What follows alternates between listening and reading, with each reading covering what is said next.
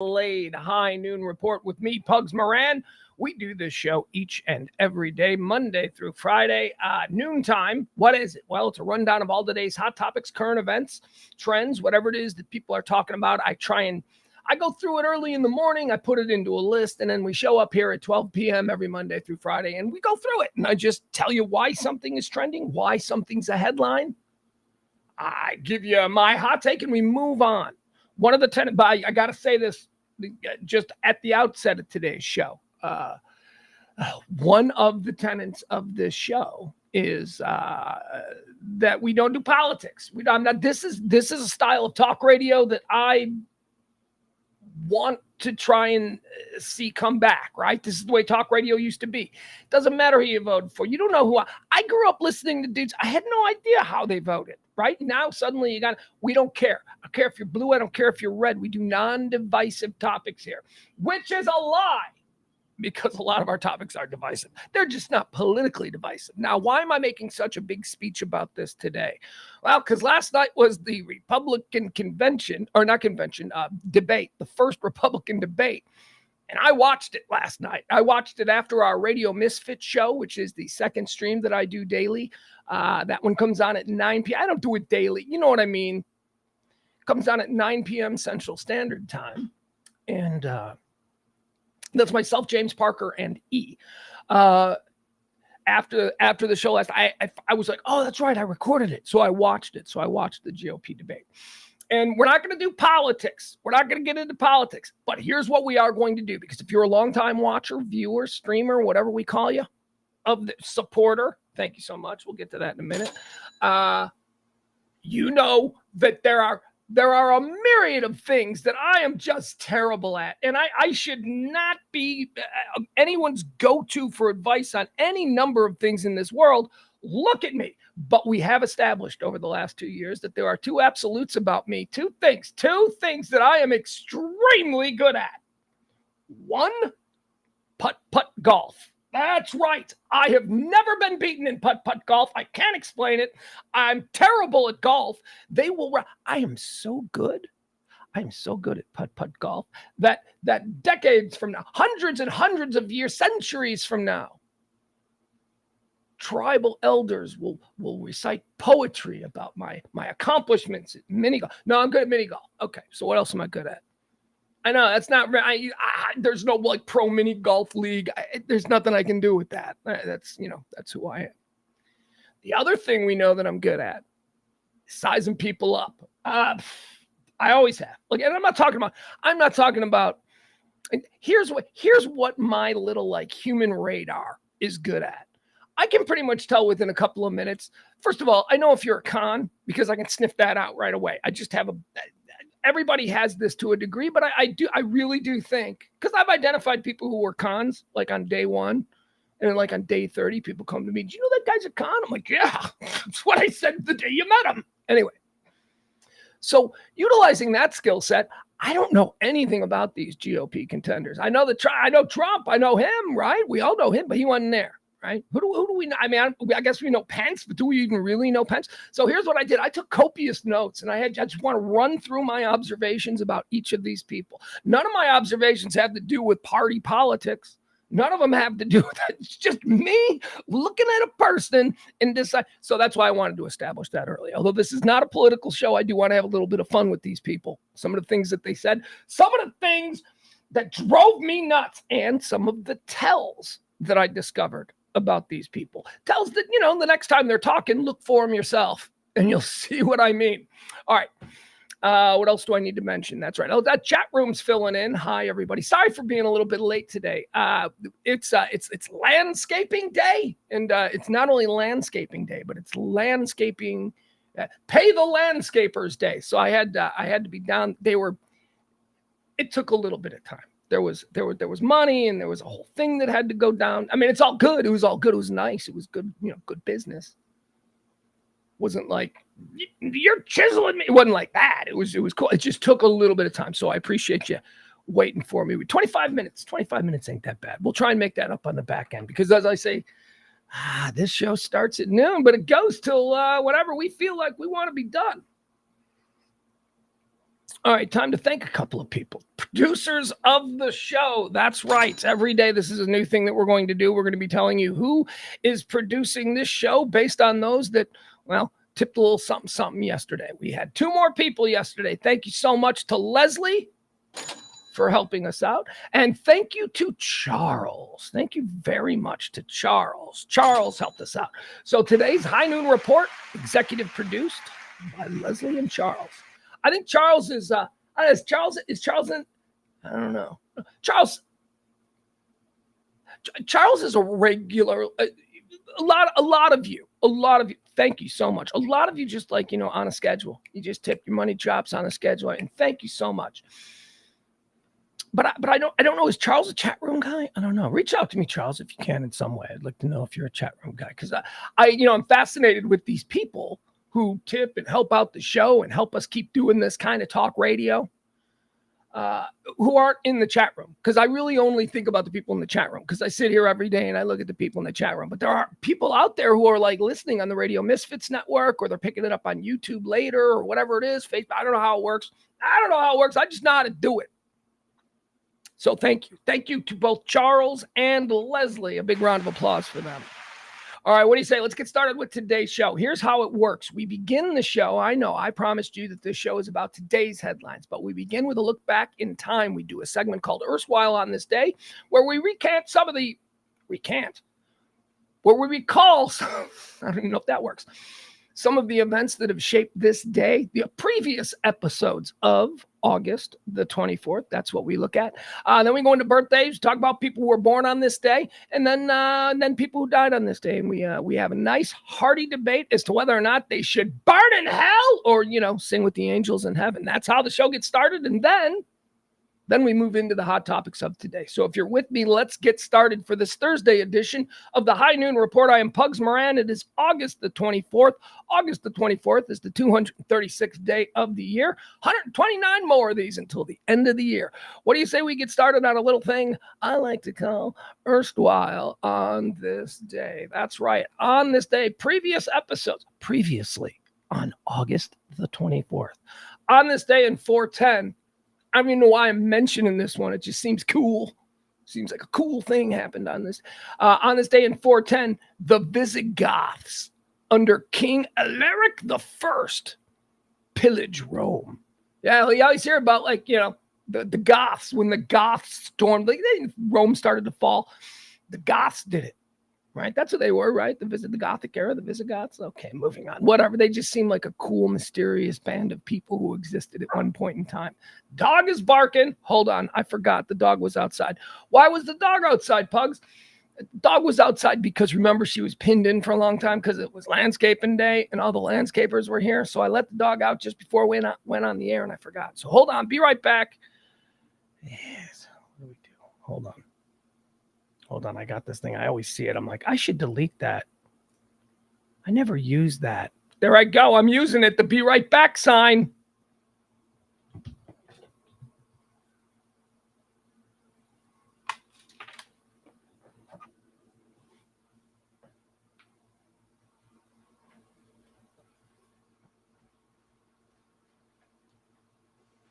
right, come on. Go get some water. Do not be a jerk. Drink some water. I saw you drinking the pool water. That's why you got the brain scramblies. Weirdo.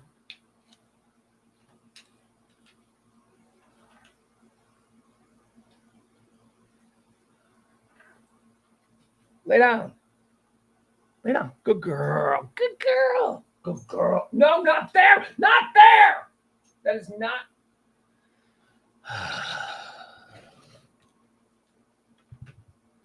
Hey, no. Sit there. So you see all those cords? That's where she wants to go. Not there. Yeah, go in your hole. All right, folks. Sorry, just got to get the dog settled. You know how that is. Is that I don't know. Is that camera even working like this now? Is it going to show the bag of garbage? Nope, it's good. Okay. All right. Apologize. Hey, my kid's got his first football game today. My kid's first my kid's first high school football game today. It's been moved. It's been moved to 8:00 tonight. It was supposed to be a 5:30 start, but they've moved it to 8:00 tonight. You know why? Because at 5:30 it's going to be 108 degrees, and at 8 it's going to be 105 degrees. Come on, 3 degrees, really? So, oh my goodness. You're not changing it. We're gonna do the responsible thing, and we're gonna move the game so that parents can't say that we're First of all, Texas high school kids should not be playing football in August. I'm sorry I said it there. Extend the season a little bit. Wouldn't it be fun to have high school playoffs like during Christmas? How great would that be? But kids, okay, so sure, you can make the complaint. This is dangerous for the young kids out there running around giving 100% in this blazing, crazy Texas heat. They should not be playing in August. But also, think of us parents who have to sit in these bleachers under this beating sun. They won't let you bring in a jug of water. Every time that you want something to drink, you got to pay $5 at the concession stand for a bottle of water. And it's not even the good water. It's not like Evian or something like that. It's like some weird local, like Euless Springs, something like some weird water. Oh, God, they shouldn't be playing games in August. Anyway, I mean, why not let them play on Christmas Day? No, then you can't do that. Of course not, because the parents would get upset. Christmas Day.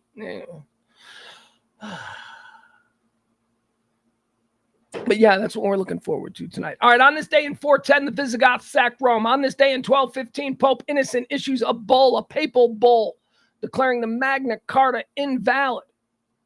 On this day in 1814, this is the War of 1812, the one that, we're just not taught about in school. We just kind of jump right over it. We do. In school, I'm telling you, the American public school system goes hard on the Revolution, and then they go, and then it started up again for a little bit for a couple of years, and then they go hard directly into the Civil War. It's like we learn nothing about the War of 1812.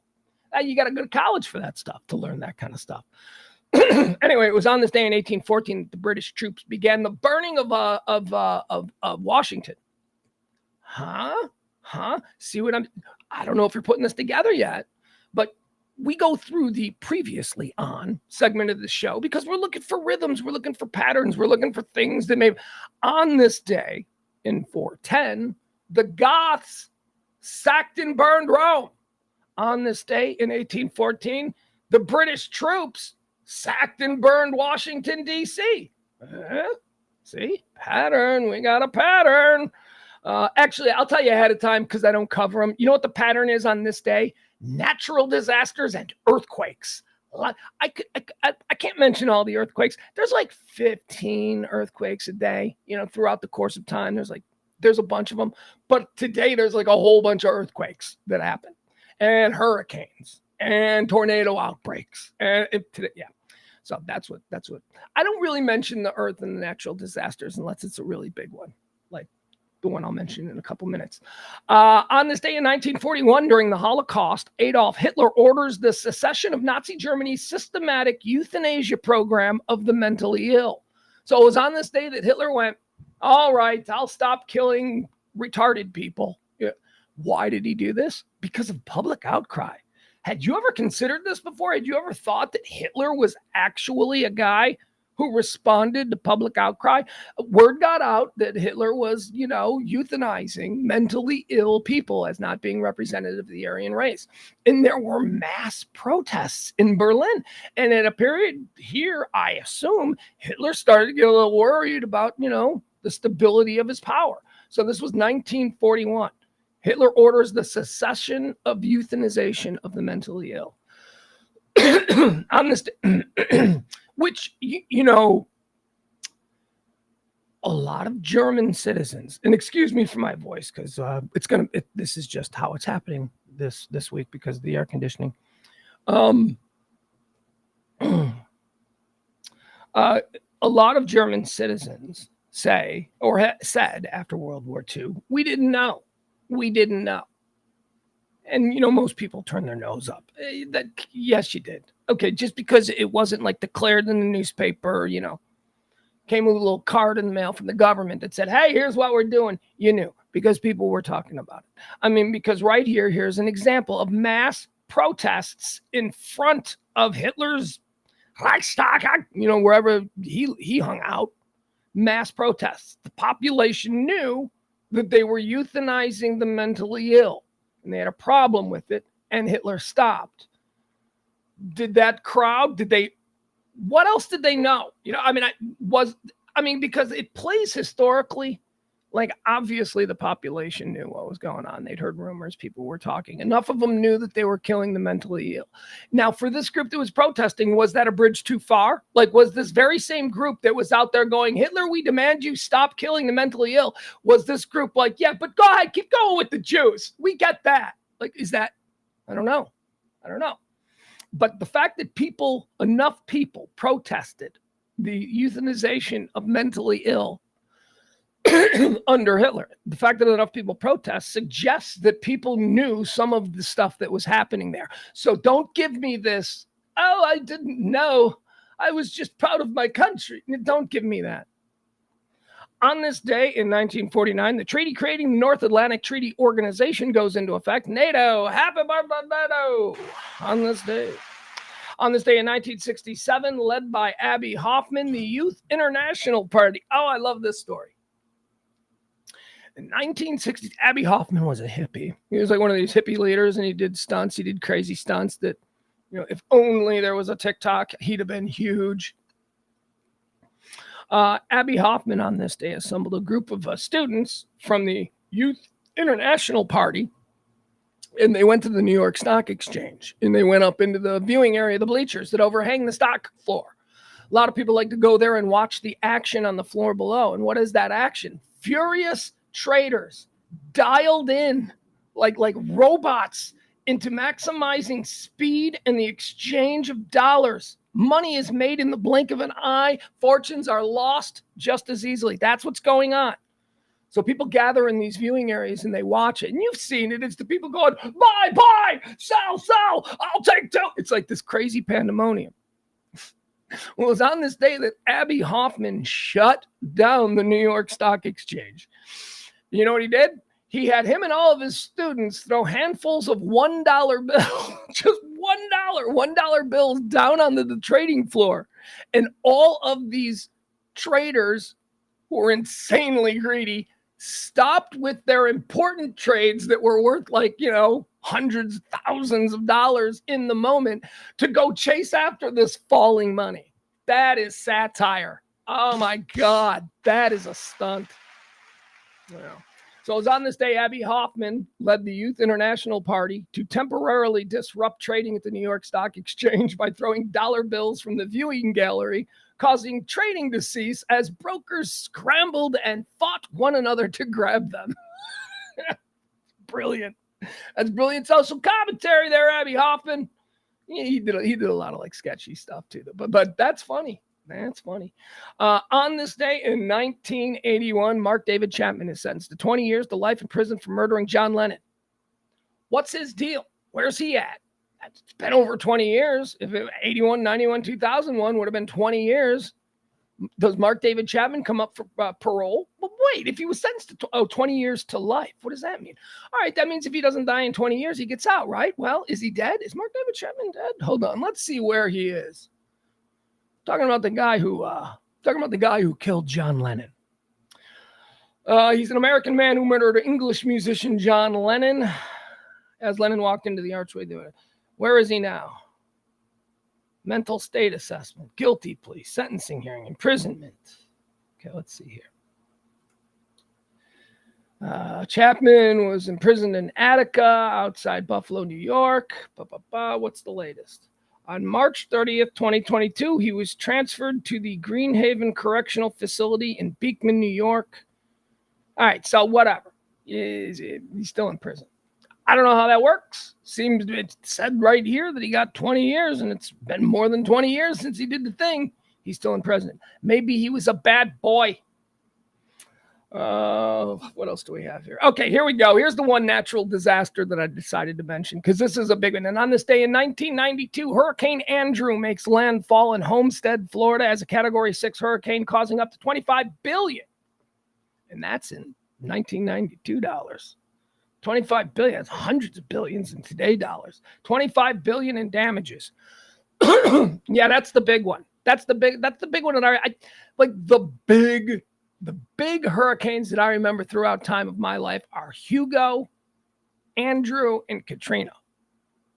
Rita, because of what it did to Houston, and and because I fled Rita. I was in Cancun when Rita was coming in. But those are the big ones, right? Katrina, Andrew, and Hugo.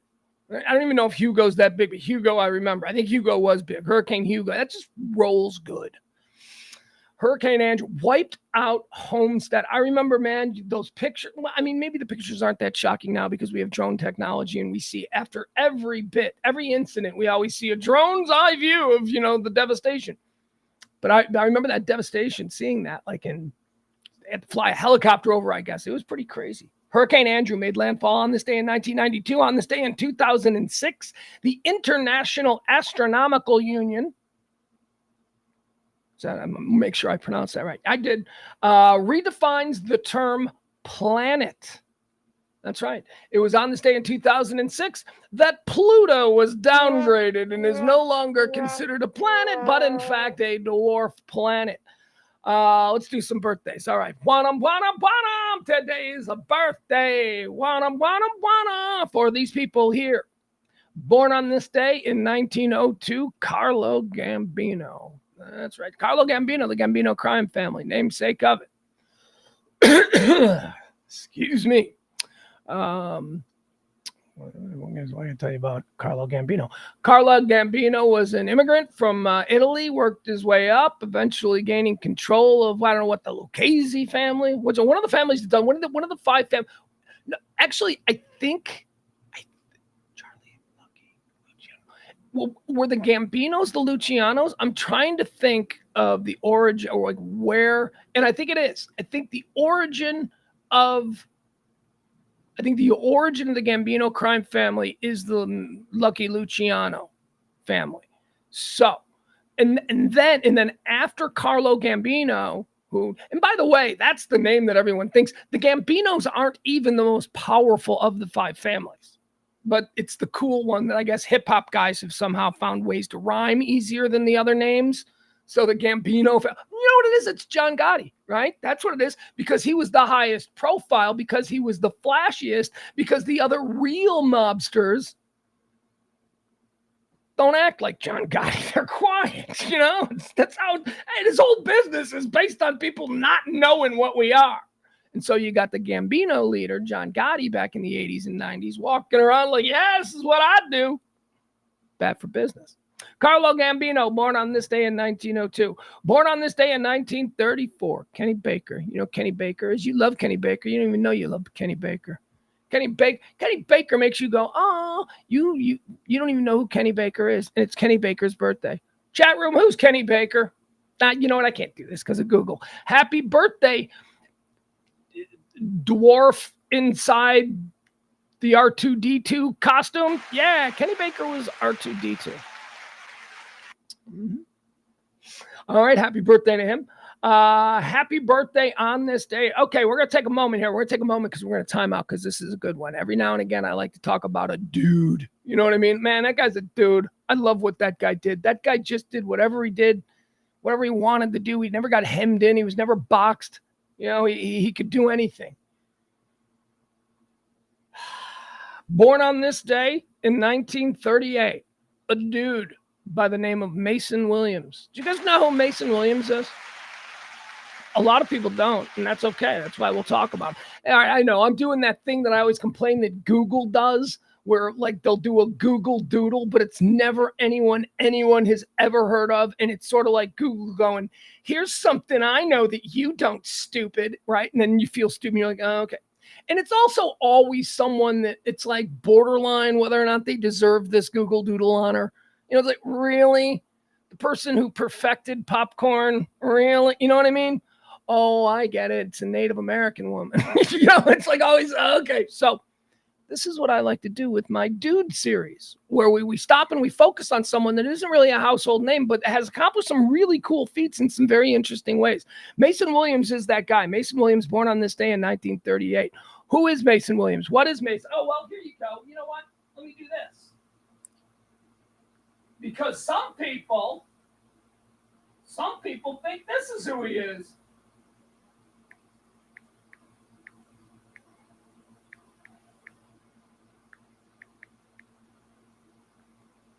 All right. Some people think this is who he is.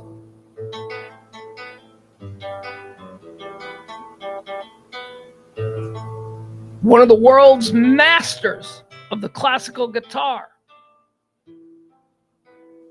Gold records, platinum records, Grammy Awards, #1 hit singles written for others, master arranger, master producer, studio guy. This is, of course, Mason Williams' Classical Gas. This is the song that sort of,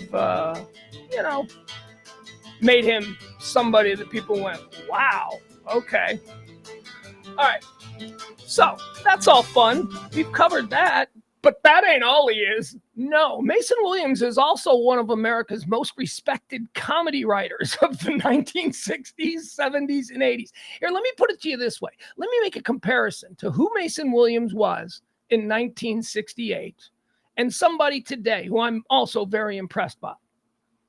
Mason Williams is almost like Bo Burnham. Bo Burnham, if you're familiar with him, Bo Burnham is a very hot and popular comedian among younger people. My son absolutely loves him. I absolutely love him. I can see it. I can see, it's not necessarily targeting me. I'm an older man. It's not, that comedy isn't for me, but I'm watching this kid, Bo Burnham. I'm going, geez, that's talent. This guy is good. So that's who Bo Burnham is. That's basically who Mason Williams was. Mason Williams was a master musician, a serious musician, classical guitar, classical music, classical arranging. Then he moved into pop. As bands started to use more orchestration and be a little bit more pretentious maybe, or progressive. So he had that whole thing. But also, at the very same time he was doing all that, he was a stand-up comedian in the early 1960s throughout the 70s in the Los Angeles and San Francisco scenes. I mean, he's up there on stage with Carlin and Pryor. He's a contemporary of all of these people, and they consider him the best joke writer. So not only is he this guy with a day job where he's a highly sought after Grammy Award winning, but he's also grinding it out on comedy stages doing stand-up comedy. One day, Tom Smothers of the Smothers Brothers sees him and says, hey man, you're the best comedy joke writer we know. We're about to launch a new show and it's going to get us in a lot of trouble. This was exactly the pitch that he made to Mason Williams. If anybody knows anything about the Smothers Brothers Comedy Hour, it was a wildly successful and really, really funny and smart and edgy for its time. Provocative about the Vietnam War and hippie politics and all that kind of stuff.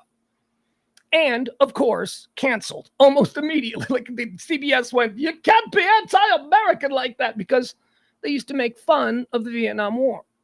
Well, it was on this day Tommy Smothers said, hey, we're going to do this show, and I want you to be the head writer. And Mason Williams, this Grammy Award-winning musician who's known for that, had to put that whole career on hold because he then became the head writer of the Smothers Brothers, where he discovered, among other people, but someone that he saw himself in, a little kid comic named Steve Martin.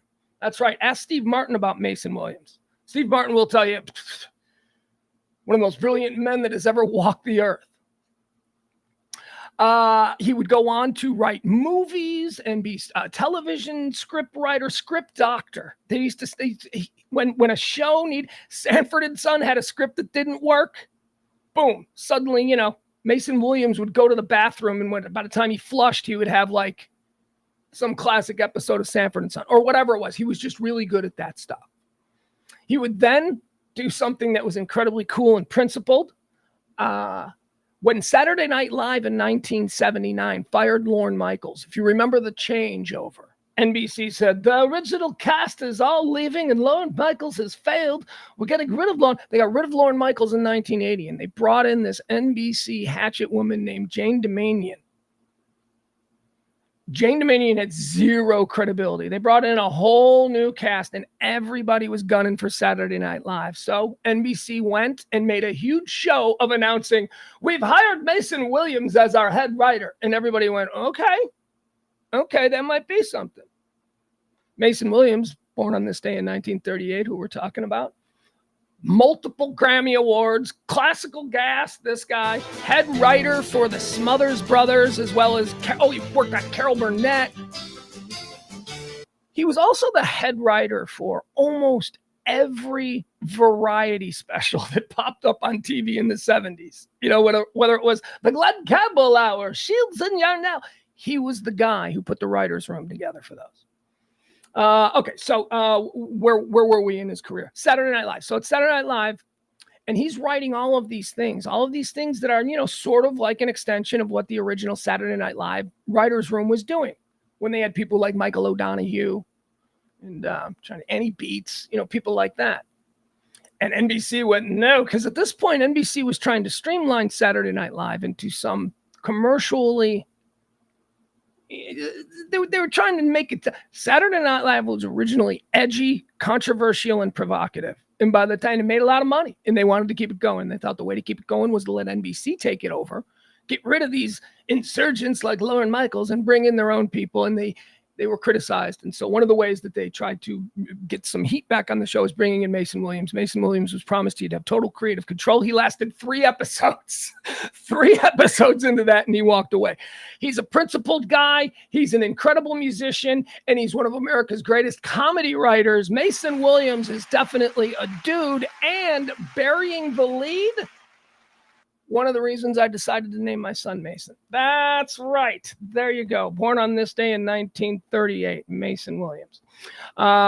Let's see, who else do we got? Born on this day in 1940, and still alive, by the way. Still alive, you know, playing at comedy festivals. He was just honored by the, what do they call that? The Toronto Film Comedy Festival. Whatever. I don't know what it is.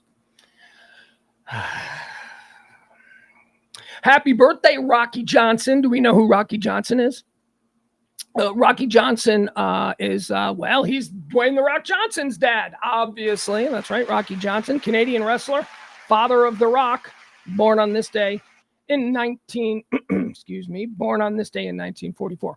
Born on this day in 1945, 1 year later, The Rock's other daddy, Vince McMahon. Look at that. Isn't that weird?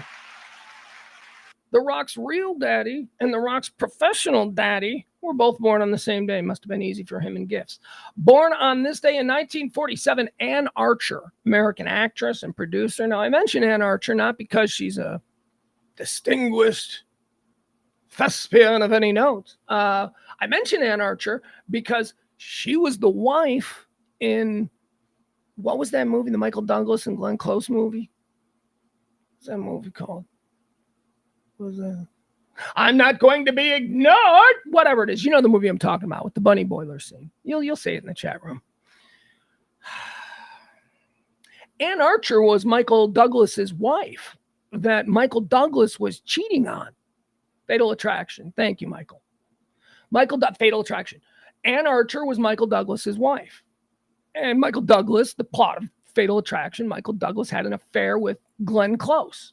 And Michael Douglas intended it to just be a short little one-night stand, maybe a quick little, repeat, whatever. He didn't mean it to be a thing.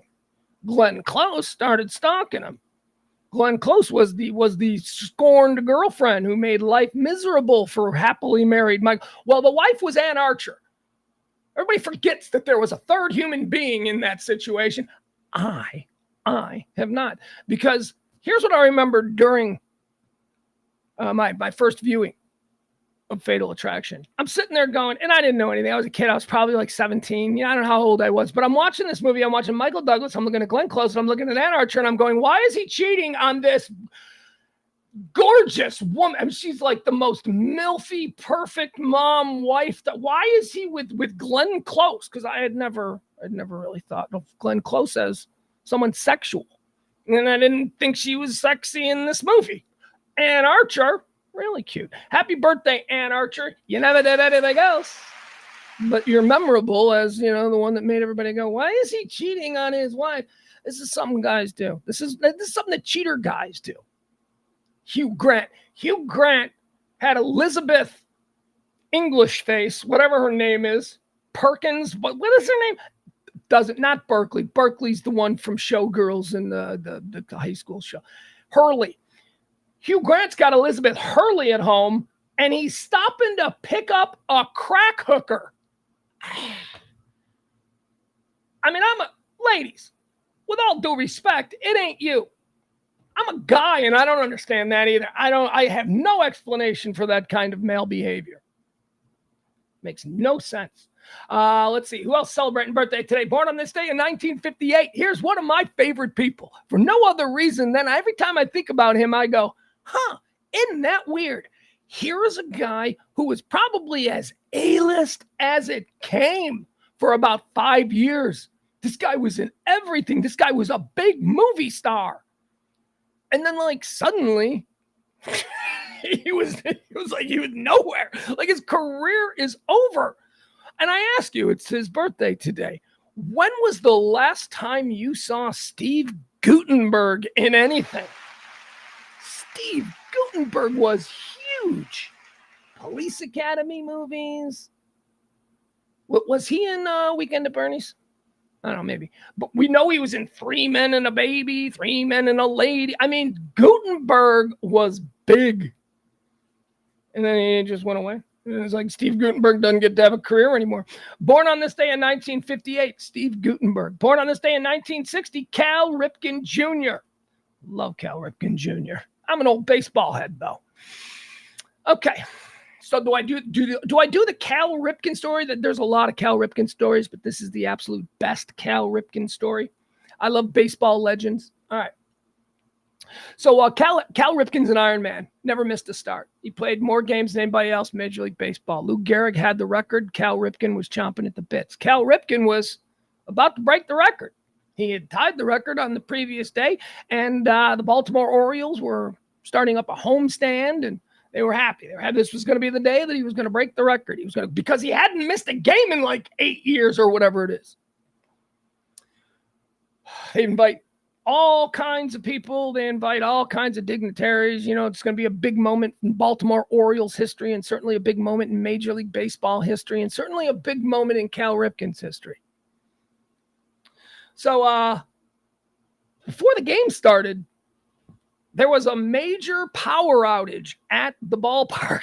The game was about to begin. The Orioles were about to take, it's the game starts at 7:10. It was 7:09:30, and all the power went out. The lights went out. All the power in the stadium went out. Okay. And the game was delayed for about an hour. And then when the game resumed, out came Cal Ripken Jr. leading his O's out of the dugout, setting the record, doing the applause. All right, so it happened, but it was delayed by an hour. Why was it delayed by an hour? Well, legend says is because Kevin Costner was banging Cal Ripken's wife. I mean, and that's not just a one-off story. That's a lot of people. You go out drinking with old baseball writers, or take Peter Gammons out for a beer and ask him about that. He'll tell you that story.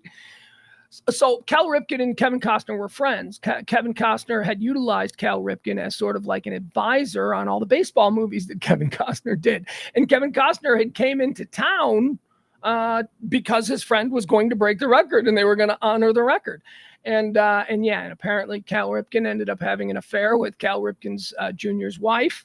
I believe they got a divorce. I think he broke up the marriage. And I don't know that Cal Ripken Jr. and Kevin Costner are friends anymore, but happy birthday, Cal. You're a hell of a baseball player. You don't need her. She wanted to be with the fake, the fake Cal Ripken. That's what Kevin Costner is. Bull Durham and, all those. What's the other one he did? The Fields of Stupidity. I hate that movie. What is that? Field of Dreams. I hate Field of Dreams. Whatever. He wanted to be Cal Ripken in those movies. Big part of the Kevin Costner brand is, he's kind of Cal Ripken. This lady had the real Cal Ripken. And she's like, no, I'm going to go with Kevin Costner. Happy birthday, Cal Ripken Jr., born on this day in 1960. Born on this day in 1961. How about another story? Story time.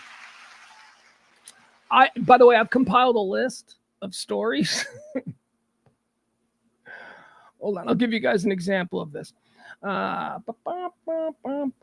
Over a few years, I have, every time I remember a story, I go and I write it down. And so now I have this Google Drive file. I'm telling you, when I die, whew, so now I have this Google Drive file that is just all of these stories. I'm about to share you one. I want to give you an example. The reason I'm doing this now is because I just found it. Like the other day, I went into my Google Drive because I've been making jokes about how when I die, people are going to find some stuff. So I went through my Google Drive just to clear it out, because I'll have one idea, I'll write it, and it'll become one entire, and it's like, that's got to go. So here are just some of the stories that I have. Okay, just throughout. One night in Reykjavik, 2 DJs, 1 Icelandic brothel, and the Russian mob. That's one story I have. These are real things that have happened to me. Okay. Drinking with David Beckham and the dude from the Mighty Mighty Boss Tones in an Irish hotel bar on Christmas. It's a real story. Getting beat up by Tom Waddle and the Boston Bruins legend Lyndon Byers in Fennel Hall, Boston. That's true. That doesn't mean anything. Getting banned for life from Graceland. I think we've covered that one. Getting lost in the Mexican jungle with a pedophile. Okay, I've told that story about how, sadly, Chloe, who we used to work with, he used to go on our trips with us, and he was sort of our liaison. And so, Chloe and I went for a cab ride, ended up in the middle of the Mexican jungle. At the time, I didn't know I was with a pedophile. That is only something that I've come to realize now. Let's see here. Getting beat up by NHL legend Keith Magnuson. The 85 Bears prostitutes story. Yes. Yeah, that's a story. I may or may not have been involved in brokering a money dispute between some legendary 85 Chicago Bears and some of Chicago's women of the night at a hotel once during a radio golf outing. I may or may not have done that. I will tell that story. How about my story? Here's another story that I got. The time I watched The Cure almost fight Duran Duran. That was backstage. They were screwing with each other, and Robert Smith wasn't having it. Let's see here. That's enough. Anyway, so I got all these crazy stories, and I'm about to lay another one on you, okay? Because it's a birthday boy here. Celebrating a birthday on this day, born in 1961, Jared Harris. You guys know who Jared Harris is? Jared Harris is a cool actor, man. He's kind of a that guy actor. You can pull him up. He's an English actor. I'm trying to describe him. Maybe he's indescribable. Sometimes he has a beard. Sometimes it's reddish. He's got reddish features to him. Anyway, very cool actor. Everything that he's in, he's always, it's like, man, that's a cool actor. Okay, so Jared Harris's birthday. Jared Harris is also the son of Richard Harris, or Sir Richard Harris, who, I don't know, I guess I only know Richard Harris. I mean, Richard Harris was a big, famous Oscar-winning actor and all that in the 60s. A Man Called Horse, he was the star of that. Richard Harris also had a hit song, that song I always sing to be funny, MacArthur Park. The birthday cake is melting in the dark. You know that song? Okay, that's Sir Richard Harris as well. So this is Jared Harris. This is his son. So it was New Year's Day, 1997. And I was on my honeymoon with my wife, Sloan. And we were looking for, places to watch American Bowl games. We're in London, right? We want to go out. It's New Year's Day. We want to watch the Rose Bowl. We want to watch all this stuff. We're in London. We're partying. Let's go to a bar. Let's find a bar where where they're showing these things. So there's a place called the Texas Embassy in London. So we ended up going to the Texas Embassy is a bar. It's not the actual Texas Embassy. It's a bar where you get ribs and burgers and all that. So we go to the Texas Embassy, and sure enough, they got a wall of TVs and they've got all the games on, and it's very cool. So now we find ourselves sitting at the bar with a bunch of other Americans. So now we're having fun and we're talking with Americans. But there is one guy at the bar who was with this group of Americans who we've now hooked up with. And by the way, these Americans are just college kids. They're my wife and I were, I think, 27 and 28. So these other group of kids, they were probably like 22, 23, 24. And they're hanging out with this British guy who was watching American football, who seems to be a couple of years older than even us. But whatever, he seems cool and he's fun and he's engaging. And it turns out over the course of it, it's revealed to us, not by him, he wasn't being like that, but one of the other Americans is like, yeah, that's Richard Harris's kid. You guys know Richard, you know the actor Richard Harris? And of course I did. My wife didn't so much. She's like, who? And I go, A Man Called Horse? What a surprise. My wife never saw A Man Called Horse. Ex-wife. Now, at the time, wife. So I was like, oh, really? Cool. So I just start talking to him and all that stuff. And yeah, he never said, like, are you Richard Harris's son? He never said that. So anyway, and he was an actor. He revealed himself. He said, yeah, I'm an actor. I just do a little bit of acting. Because I asked him, why are you so into American football? And he said, because I spent a lot of time in California growing up and I became a fan of American football. And it's so hard to get American football over here. So I'm sitting at this bar. And it turns out it's Jared Harris.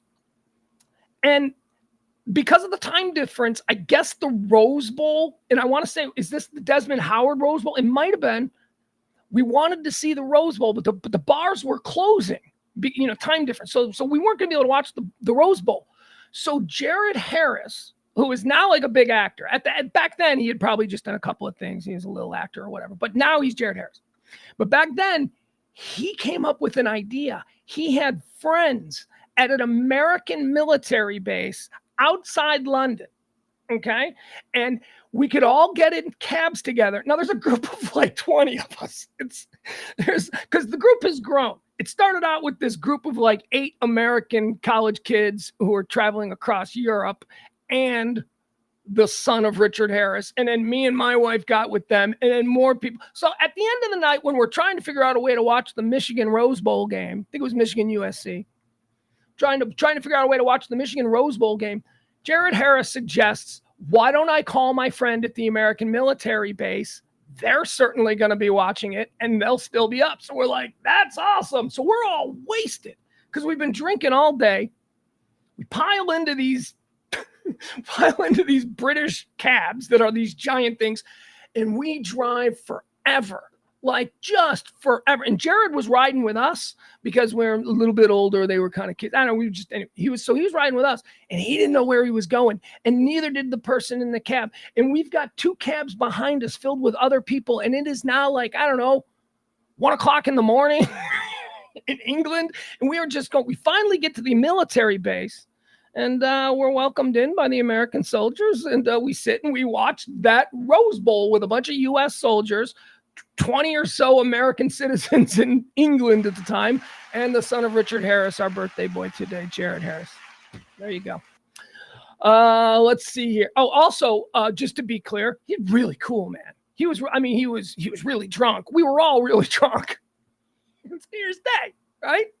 We're in London. We're on vacation. We were all really drunk, but he was really drunk, but he was really cool. Like, he was really nice, like funny. And like, this is fun, right? You're never going to forget this trip to England, huh? He's like really cool. He was a cool guy. And I wonder if on some weird off chance, if I were ever to run into him, would he even remember that? And I'll tell you why I don't think he would. Because his father, Richard Harris, is a legendary alcoholic who is very well known for public blackouts and, having incidents. And I think Jared Harris is as well. So I think it might be a father-son thing. So I wonder if he'd remember that. I would love to ask him. Let's see here.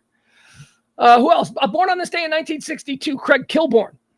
Remember Craig Kilborn? Remember him? Craig Kilborn was funny. Craig Kilborn, dude, I love Craig Kilborn. Craig Kilborn is one of these guys, one of the earliest examples of when I say, before you do anything, know what your bag is. Know what the bag is you're trying to get. Appeals should apply to you gamblers as well. Know what you want to get. Don't stick around and wait and ruin it. Craig Kilborn knew what his bag was. Craig Kilborn is the original host of The Daily Show on Comedy Central. Craig Kilborn was a smash hit Craig Kilborn was beloved. Everybody loved Craig Kilborn. Craig Kilborn was hysterical. He used to do his 5 questions. That was brilliant. He'd have a celebrity come out. When Jon Stewart replaced Craig Kilborn, why? Because at some point, Craig Kilborn just went, yeah, you know what? I'm going to stop doing this. I got enough money to buy and build my dream house in Oregon, and I'm going to go to Oregon, and I'm going to have some kids and a wife, and I don't know, I got enough money that if I'm smart and I invest, I really don't have to worry about this BS. And that's what Craig Kilborn did. Every now and again, Craig Kilborn would appear in a movie. I think he was in Wedding Crashers, and a lot of times playing a smarmy guy. But man, Craig Kilborn knew what his bag was. Craig Kilborn, born on this, and he got it. And he said, I'm going to go enjoy my life. Because beforehand, I determined what I need to enjoy my life. And it's not $40.5 billion. I can't stop until I reach the $1 billion mark. No, man. Just know what it's going to take to make you just have a really nice life. Wake up every morning going, I got no financial cares in the world, and I can do whatever the hell my heart desires right now. That's true living. All right. Who do we got? 1965, born on this day, Marlee Matlin. I used to adore Marlee Matlin. She's the deaf girl. She's the deaf actress. Didn't she win a big award? She won an Oscar for Children of a Lesser God. Woo! I pulled that out of nowhere. I don't even know if I'm right. Am I right? Children of a Lesser. I think it is. I think it's Children of a Lesser God. And then she played Joey on The West Wing for a bunch of seasons. She was a political consultant. Marlee Matlin, happy birthday. Born on this day in 1965. Born on this day also in 1965, Reggie Miller. I hate you, Reggie. I respect Reggie Miller. Reggie Miller is a hell of a ball player. But, all those years that my Bulls were, racking up world titles, Reggie Miller was always a nuisance. And down there in Indianapolis, an hour away from Chicago. And it's just like, oh, he's such an irritant. Ugh. Hell of a ball player, though. And a god. John Mellencamp and Reggie Miller. Larry Bird still, I guess, is number one. But born on this day in 1973. Happy birthday, Dave Chappelle.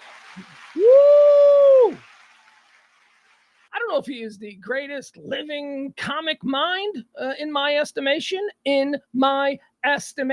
So I can't be wrong now, can I? So shut up. Anybody that wants to argue with that. Nobody wants to hear. No, in my estimation, Dave Chappelle is one of the most important comedy minds of our age. He's fantastic. He is fantastic. And here's the thing that I like to point out. I had this conversation with somebody a couple months ago about the whole Dave Chappelle thing. Dave Chappelle got, they're trying to cancel him. Dave Chappelle isn't funny. Dave Chappelle is bad. He's a bad man. Okay, so I push back on that. That's absolutely ridiculous. But let me ask you this. Let's go, let's take a look. Let's take a look in the time machine, okay? Let's look at all the comedians throughout the ages who were basically canceled, whether it's Lenny Bruce or whether it was what they tried to do to George Carlin.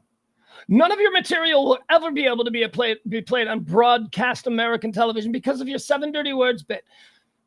Yeah, it wasn't just they couldn't play the 7 dirty words from Carlin. As punishment, they weren't allowed to play any Carlin. All right, so these other people. Pryor, he's a drug addict. But I don't know. Richard Pryor isn't funny. He's a drug. It's just not. All of these comedians throughout history. Dave Chappelle is just that guy. Now I'm going to ask you this.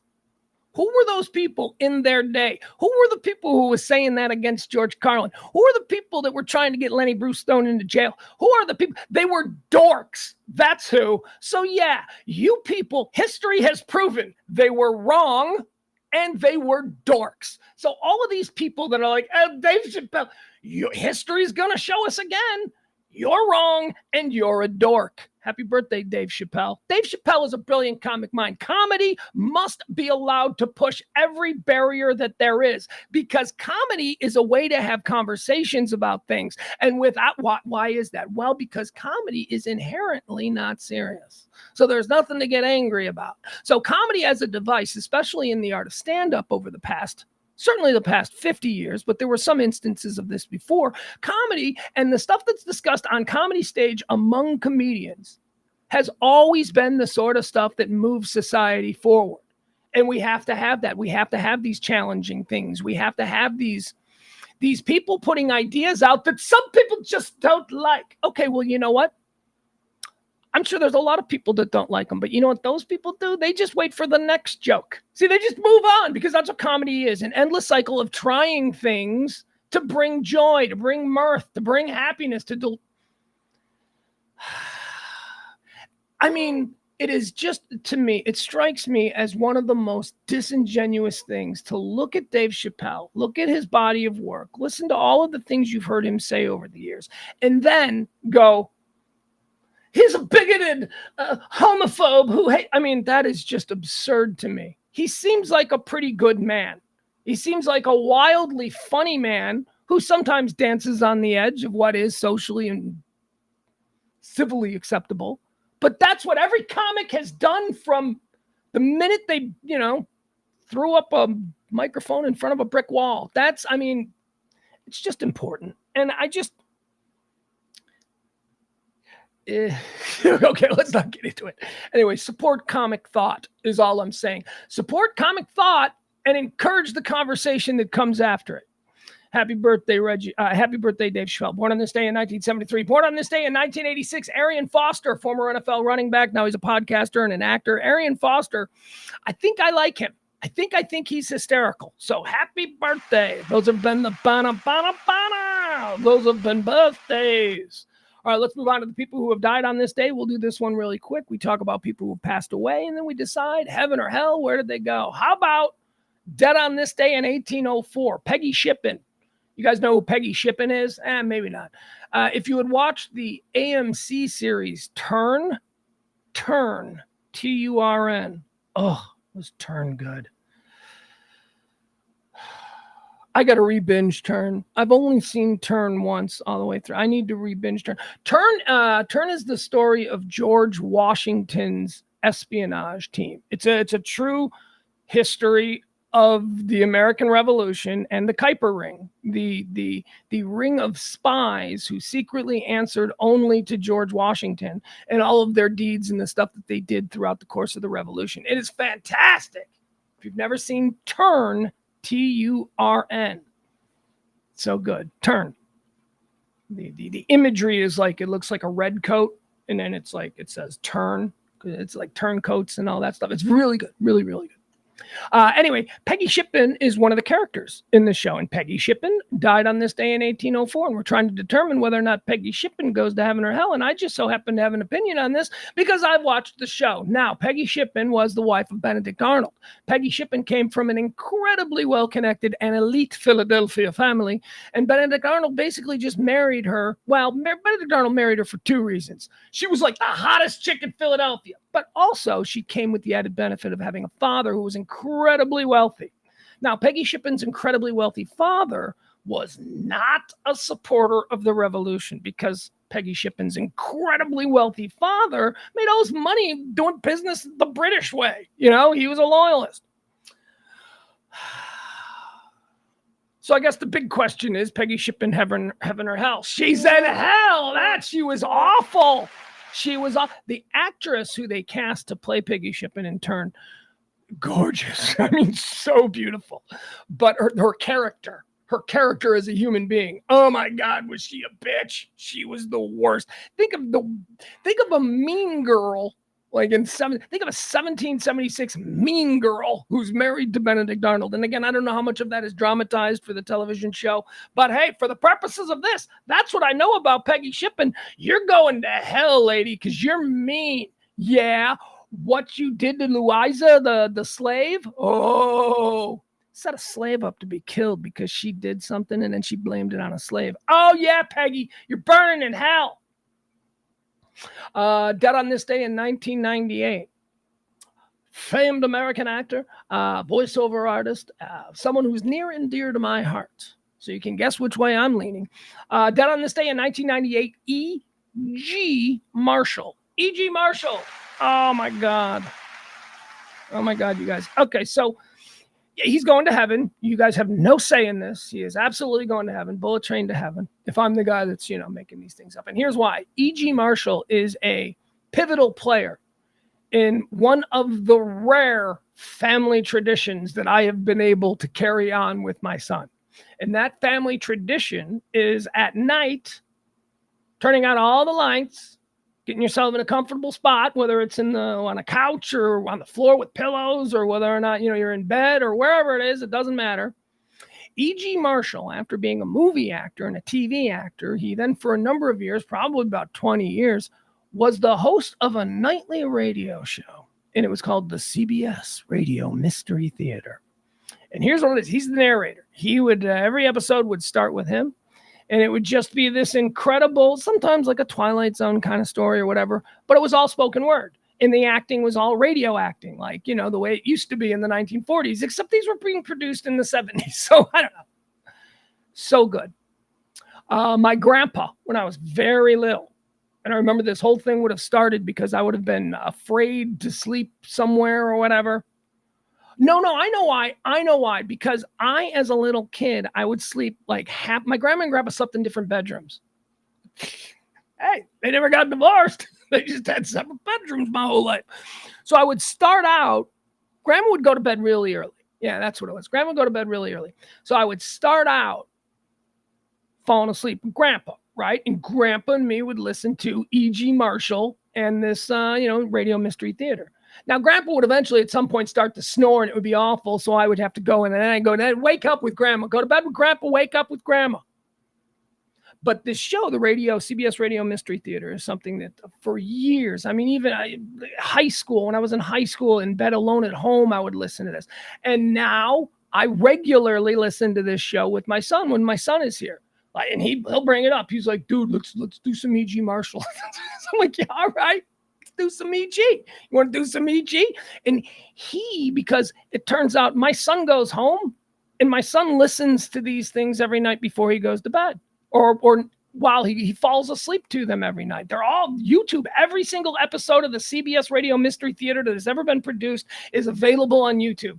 All you have to do is just go CBS Radio Mystery Theater. You will see dozens upon dozens of playlists.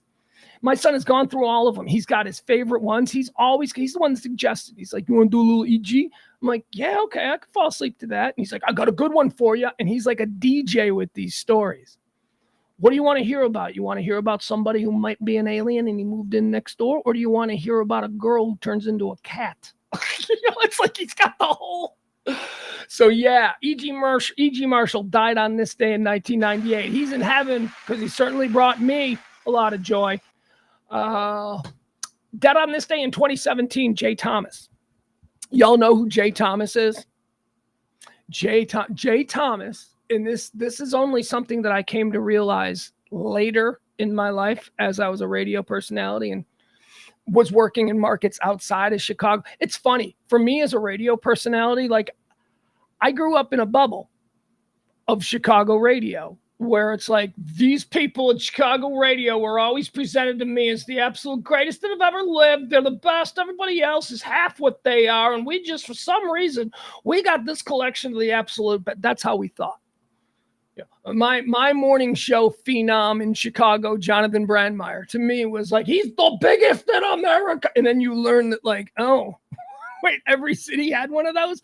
Jay Thomas is a great example of this phenomenon. I only came to really respect him as a radio personality much, much later. We all know him as Eddie LeBeck from Cheers. Remember Carla's hockey-playing husband who's killed during an Ice Capades accident? He gets a job with the Ice Capades after he stops playing pro hockey. Eddie LeBeck. He's also on Murphy Brown. He played Candace Bergen's boyfriend, the hotshot reporter on Murphy Brown. But before this, Jay Thomas, and it should be mentioned, Jay Thomas died of cancer. And also, this is one of those situations where if James Parker was here, he could tell you all about him because James Parker worked with him. believe James Parker produced a bunch of his shows and all that stuff. James actually knew the guy. I only have respect for the guy. So again, I knew him first as Eddie LeBeck from Cheers and from Murphy Brown. That's how I knew him. And then I'd heard, yeah, you know that guy used to be a radio DJ? And like my thought was, yeah, being a DJ must not have worked out for him and he got lucky as an actor. No. He was a massively successful and popular DJ. I mean, he was as big as anybody on the local scene. And I think he was like an early syndicated guy. LA, he was in LA. And that's how he jumped into TV because he was, I guess if you are remember how big Kid Craddock was here in Dallas, or again for Chicago, how big Jonathan Brandmeier was for a period of time. Well, I mean, that's what Jay Thomas was in LA at the exact same time that all those other things were happening. And guess what happens when you're that guy in LA and not Dallas or Chicago? You get a TV show, so tragically, Jay Thomas died. What year did he die? 2017, just a few years ago. Cancer. It was like really bad cancer. It ended his career. I hear from absolutely everybody that he was awesome. Like he was just a super nice guy. James Parker over beers will talk your ear off for 90 minutes about how he's one of the most impressive human beings and kindest dudes he's ever met in radio. That's him. So there you go. Yeah, he's gone to heaven. Jay Thomas, best known as Eddie LeBeck. And what was it? I can't remember his name from Murphy Brown. You know what? You guys might not know who he is. So let me show him to you. That'd be a good thing, right? Let me show you. There you go. You'll know. He's definitely one of those that guy actors. Very funny on the radio, too. That's what I mean. I never really gave him credit. And then years later, I would hear stuff. I'd be like, who is that? He's like, that's the dude that was on Cheers. That's Eddie LeBeck. I'm like, no way. This dude is good. This guy's funny. All right, here you go. This is this is who we're talking about there. This is the guy we just sent on another express train to heaven. Jay Thomas. Dead on this day. Boom. Boom. There he is. You know that guy. You've seen him before. See if we got any other pictures. Yeah, there he is, a little bit older. Yeah, Eddie LeBeck. Come on, Eddie LeBeck was so funny on Cheers as the dumb Canadian ice hockey guy who's been hitting the head with the puck too many times. He was kind of like a variation on Coach, except for a player. Yeah, there he is, the Jay Thomas doing his radio show. All right, there you go. He was a good dude. Never met him. I wish I had. I've heard nothing but really cool stuff about Jay Thomas. All right, dead on this day in 2021, an event that we covered here live on the air. Do you remember this? Charlie Watts. It's been 2 years. Holy cow. Holy cow. Holy cow, you guys.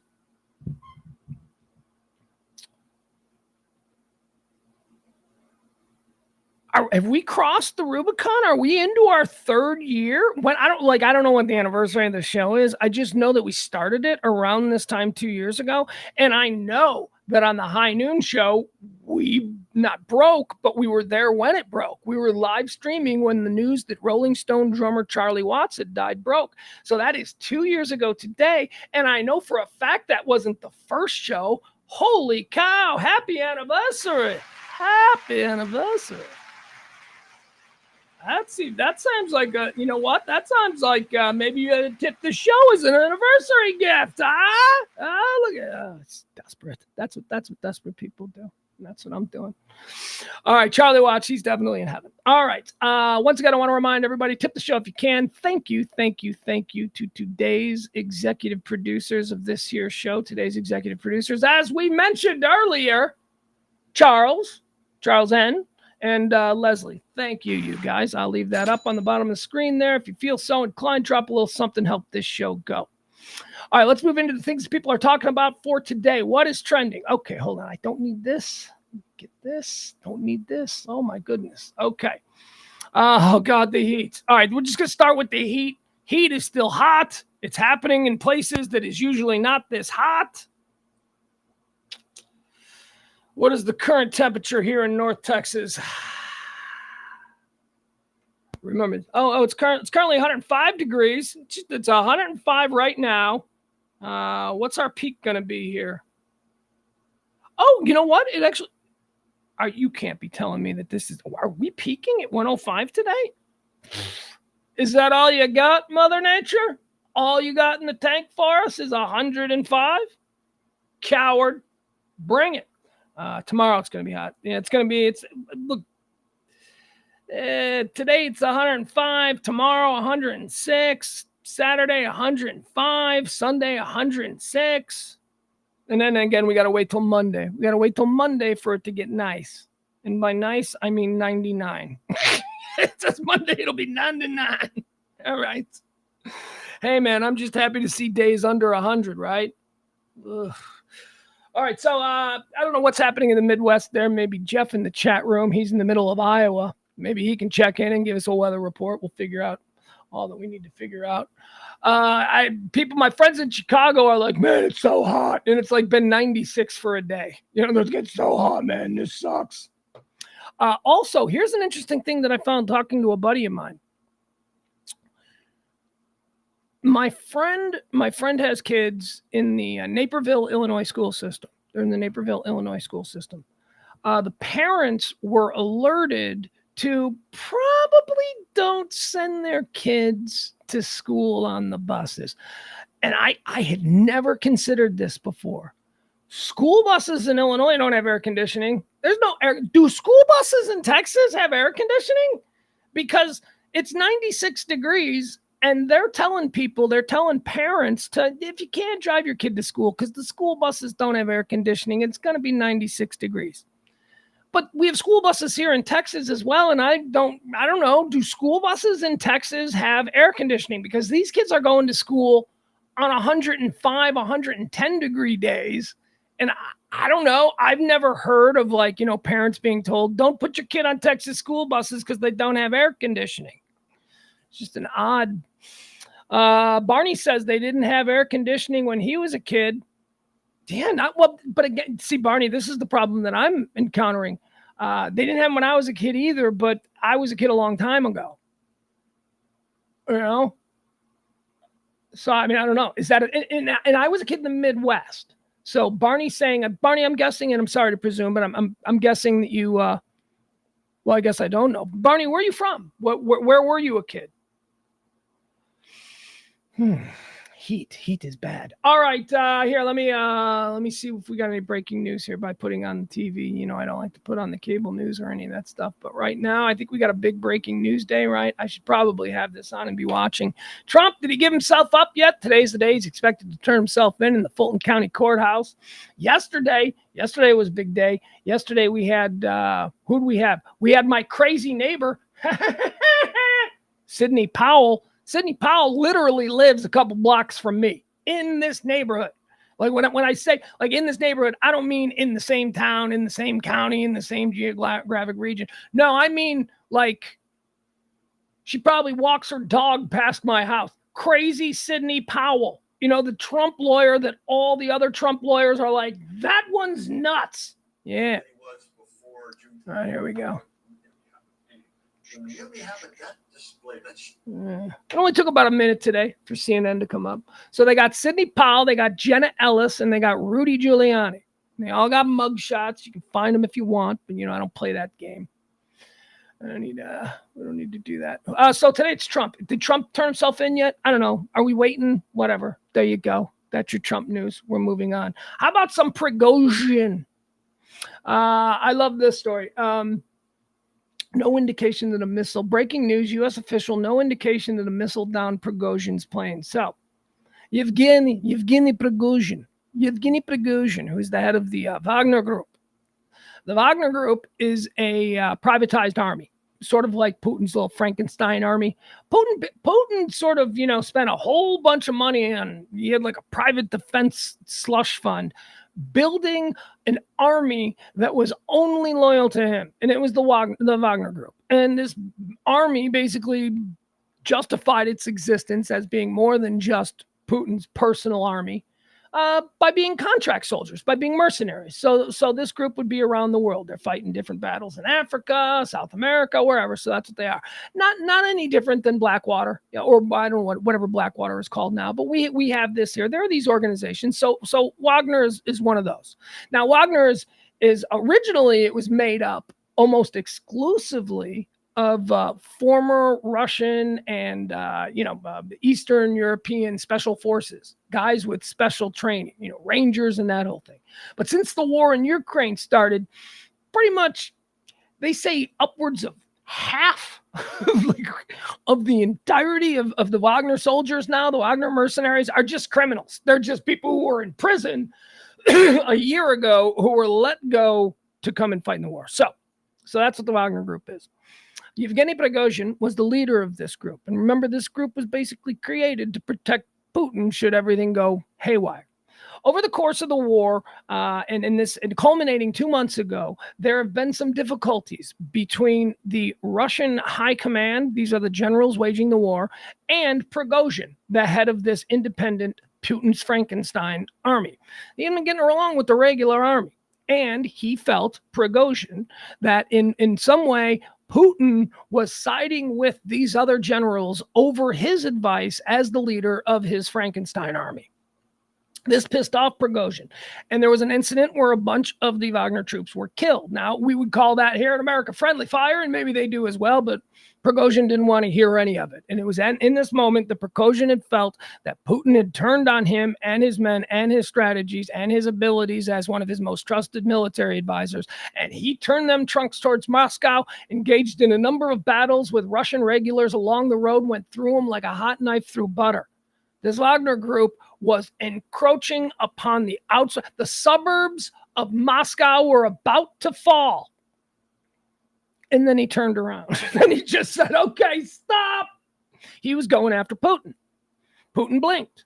Something was brokered between Putin and Prigozhin in that moment as the Wagner convoy of tanks and troops sat there on this expressway outside Moscow and then gave the order to turn around. Something was discussed. We don't know what it was, but here's how it shook out over the next few days. Prigozhin was granted asylum in Belarus. The president of Belarus, his name escapes me. He's essentially Putin Smithers in the parlance of the Simpsons universe. And a lot of people around the world went, yeah, so he feels like he's going to be safe because Putin had declared him a war criminal and all these things. So there was reasonable expectation that Prigozhin, could be the target, whether it's target of Putin or target of other, loyal Russians who can't believe he would turn against Putin, that kind of a thing. Now, that's the last we knew about Prigozhin in the Wagner group. We hadn't heard much about what the group was doing, what the battles they were engaged in, and we certainly haven't heard peep out of Yevgeny Prigozhin. He's in Belarus. That's what we thought until yesterday. Yesterday, his plane falls from 20,000 feet out of the sky as it's taking off from an airport outside of Moscow. Him and 10 other people are killed, presumed dead. His name was on the manifest. It was his private jet, his private business jet. And, there was a girl. Here's some interesting stuff about this story, because now we're starting to get these little drips and drabs. So there was a flight attendant who was on this flight who died. Allegedly, believe it. I don't know what the proper word would be. Any hoozle, she died, and the flight was delayed. We're learning that the flight was actually delayed from takeoff by about 45 minutes because one of the flight attendants, who was listed on the manifest and believed to have perished in the crash, was Instagramming from a restaurant in the airport, talking about how her flight was delayed because of some routine maintenance. There was also a mention of a late arrival of a case of wine. Now, why is this interesting? Because a lot of people are saying that it's the bomb was hidden in the case, because obviously we believe that Putin took this guy out, right? The planes don't just crash. Rich guy planes don't just crash like that. They don't just fall out of the sky. Anyway, I think that anyone with half a brain, anyone who has been following the exploits of Vladimir Putin and how he deals with people who just speak out publicly against him. I mean, he usually uses the radiation pen or whatever. That's how he's killed a lot of people. But a lot of other people just, they fall down steps. Their brakes don't work in their cars. Their houses burn down. I mean, a lot of Putin critics. And who is a bigger critic? Who is a bigger, more high profile on the world stage critic than the guy who actually tried to throw a coup at Putin?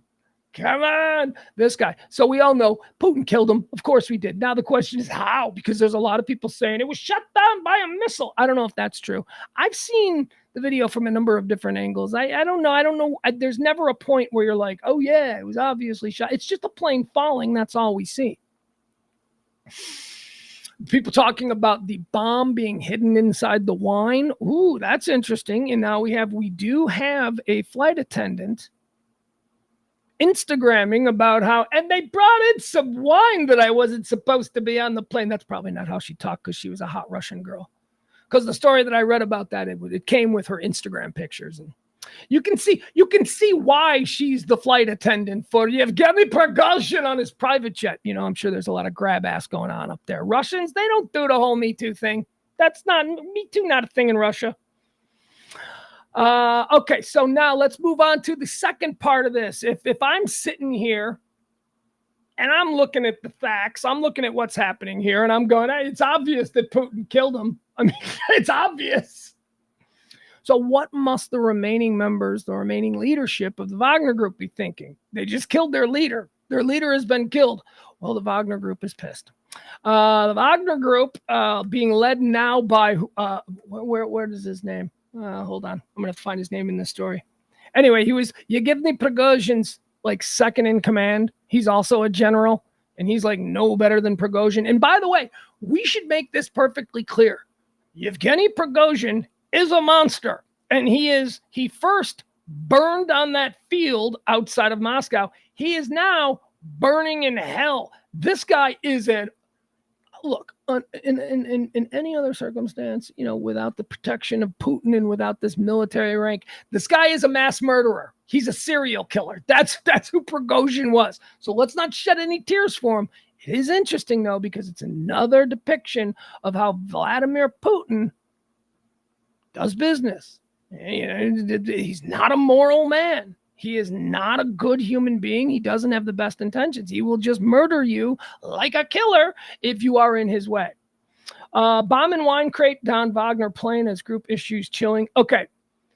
Bomb in wine crate believed the cause of downed Wagner plane as group issues chilling message to Putin.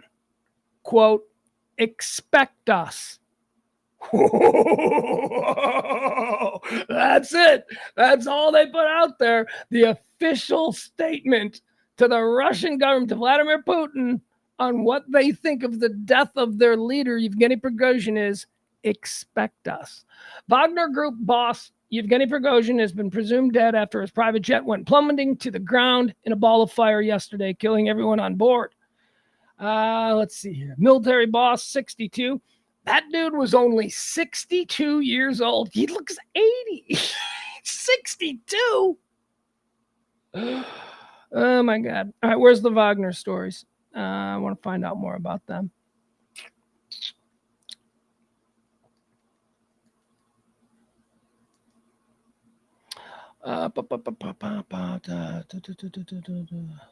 An alleged crate of, quote, expensive wine had been loaded onto the aircraft just moments before takeoff. Some now believe the deadly bomb may have been hidden in the packaging of the wine in a revenge attempt after the rebel leader led a failed military uprising made up of Wagner Group members to Moscow. Okay. Now, members of the Wagner Group have issued a chilling official warning to the Kremlin in the wake of their leader's death. Many discussions of what Wagner will... Okay, here's their message. Here's Wagner's message to Putin. Many discussions of what Wagner will do in this situation will say one thing. Expect us. Oh, they're coming. Yeah, Putin, you've done it now. I don't know if anything's going to happen. But look, you know my take on Russia. I love Russia. I love the history of Russia. I love it all. Great stories, great mythology. Peter the Great is one of my favorite. Catherine the Great is one of my favorite. Ivan the Terrible. Oh, don't even get me started on the Romanovs. I'm fascinated by them. So I don't have any hatred for Russia, but I was raised in the Cold War. So I do have a hatred for the Soviet Union and that mind of a Soviet communist. And that's what Putin has. And as long as Russia is being led by somebody who is the former leader of the KGB under communist Soviet leadership, no. So a bad day for Russia is a good day for me. Yay. And also I can justify this moralistically by saying a bad day for Russia being a good day for me is also a good day for the people of Russia because it gets them one step closer to freedom. Let's see. We directly say that okay, so here's what Wagner continues to say about the incident. We directly say, and by the way, it seems a little bit weird in English because it's translated from Russian and sometimes the words don't. We directly say that we suspect the Kremlin officials led by Putin of the attempt to kill. Okay. It's hard. Anyway, basically the Wagner group is saying, we directly say that we suspect the Kremlin led by Putin of an attempt to kill him. So they're talking about Prigozhin, their leader. If the information about Prigozhin's death is confirmed, we will organize a second march of justice on Moscow. He'd better be alive. It's in your own best interests. They're talking some good. Oh, this could get fun again. Give it about a week. Apparently, the reports are that there are columns of Wagner forces who are now moving towards the Russian border from positions previously held in Ukraine. So something is going on, developing ... Oh, you don't think that's just going to go away, do you? Nah, it's going to bubble up. Russia's heading, people like, it's the second American Civil War. Russia might be headed for a civil war long before we are. I am here for it with the popcorn and bottomless sodas. All right, the next thing we're going to talk about here that's trending today, let's get into the GOP debate. Okay, the GOP debate last night was held by Fox News. Didn't include the front runner, who is Trump, and it seems to me, he'd got to be the favorite. But as I say, if I was advising him, look, did I want Trump there? Yeah, that would have been hysterical. That would have been awesome. That would have been a free for all. You add Trump to any of these, phony, we're very civil with each other. And all, you add Trump to any of this stuff, and he is just like an orangutan in a zoo throwing his poop. He just starts throwing poop on people, and it gets like crazy. But that's his magic. That's what everybody was like. This guy's just there. That's his magic. Now, I guess your question, is it getting a little long in the tooth now? For me, it kind of is. Like, I would like to go back to actually being decent to each other and hearing ideas instead of just crazy stuff. But hey, whatever, to each their own. So I watched the GOP debate last night, and I decided to do something as I watched it. I just wrote the names down of all of the people that were up there, or at least the ones that I felt I would comment on, because let me tell you, there are a bunch of these guys who are, they're like Gen X. They're completely invisible. They have no reason for being there. We have no use for them. So some of these guys I'm not going to mention, but a couple of the big ones, I just wanted to write down for you these notes that I wrote in real time while it was happening. And I'll try and explain it to you. So we're going to start with Vivek, because he was pretty much the personality that dominated the debate last night. Vivek Ramaswamy. Okay. My first thought on him was his fake smile. Okay. And that he obviously, his campaign paid people to show up in the arena to cheer loudly whenever he was mentioned. They do that. That's why, some people have like big crowd. He seems to be very smart in all of these little perception manipulations that politicians are good at. The permanent smile. He's in a fight with you, but he's smiling because, if they perceive you as being a foreigner who's also angry, that's bad. So he's got the smile all the time. I'm not a scary foreigner. Seriously, I'm not kidding, folks. Those are the kinds of things that he's been advised to do. His fake smile, I swear to God. One of the other things I noticed about Vivek was he talked about he's not willing to go to war against anything or anyone other than toxic regulations, which I thought was really, man, when he said that, I went, there you go. That's my bought and paid for guy. That's my guy who's carrying the water. Now, what am I talking about here? in this time, in this age where we all know we're looking around in America, there's a lot of nutty stuff. You want to go to war against something? How about going to war against $4 gallons of gas? Huh? How about going to war against something that's actually going to help us, the middle class? Because you're talking a lot about how we're getting taken advantage of, but then you're saying that your primary issue is toxic regulations and how they relate to the fracking industry. That's what I'll tell you one thing. Smile. The only thing I'm willing to go to war for is the repeal of toxic. It's so obviously carrying water for special interests because there is no American anywhere other than people who work in that sector. So 400 million other of us, that doesn't affect us at all. That's a bullshit. Okay, so that really took it for me. Then the other thing that he did was he did some classic projection mixed with a little bit of gaslighting, which is a political maneuver that we never really used to see utilized all that shamelessly. But over the past few years, we've seen it everywhere, and he is very good at it. He starts off by saying, I'll tell you this much, I'm the only one up here who isn't bought and paid for. Okay, that's an absurd thing. Why does he say that? Because he is trying to get out in front of the conversation by accusing everyone else of not being their own man, while at the same time letting the audience know that I am my own man, right?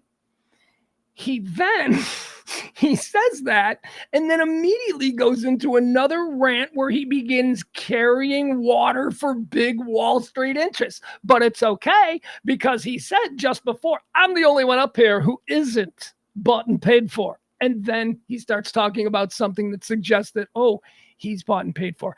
Very funny. I'm watching this guy and I'm thinking, ooh, he is so performative. He smiles like an absolute psycho. And he's smiling because they drilled it into his head. America will never vote for an angry foreigner. America will never, and by the way, I'm not saying that he's an American citizen, but I'm telling you what the political strategists are telling him as he makes his way and tries to matriculate through this election cycle.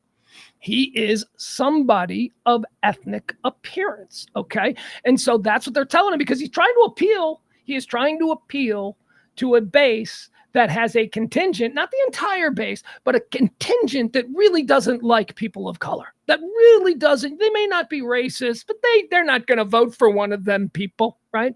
So it is a big deal for Vivek Ramaswamy as he learns how to do politics, and he has learned well. He is good. It is a big deal for him to keep smiling. Keep smiling. Never be the angry foreign guy. And it's so obvious to me as I'm watching this. And I'm like, ugh. He also got his ass kicked by almost everybody up there, and he smiled right through it, and he tried to score stupid points. I saw a couple of polls that had him as the one that people liked the most, and I can see that. I can absolutely see how somebody stupid might have watched that and gone, I like this guy. I'm kidding. There were just a whole lot of tells with him. What else does he do? I thought that he was very dystopian. I thought that whereas like a Tim Scott and a Nikki Haley to a great degree were going aspirational, where they were talking about what we can be and how we can get here, and this is what we can accomplish. Vivek spent a whole lot of time talking about how awful it is and how what Joe Biden's going to do to your kids, these fear tactics. They went dystopian. I like somebody who's going to go a little bit more, shut up about the past, right? All right, let's move on. Second person we're going to talk about was Nikki Haley. Saw Nikki Haley. Never really had an opinion on Nikki Haley, although I will say this, I think Nikki Haley's a smart chick. Always thought she was a smart woman. I've seen her in a number of interviews. She handles herself well. I'm like, okay, now. Okay, she's not just being put in this position because she's attractive and, she's a female conservative. No, she's got something. She's got a little spark. And I think we saw it last night. The thing that impressed me most about Nikki Haley, and again, I'm neither a Republican or a Democrat, a liberal or a Republican. I'll do this with the Democratic Party too. As soon as they start, I guess they're not going to do their thing.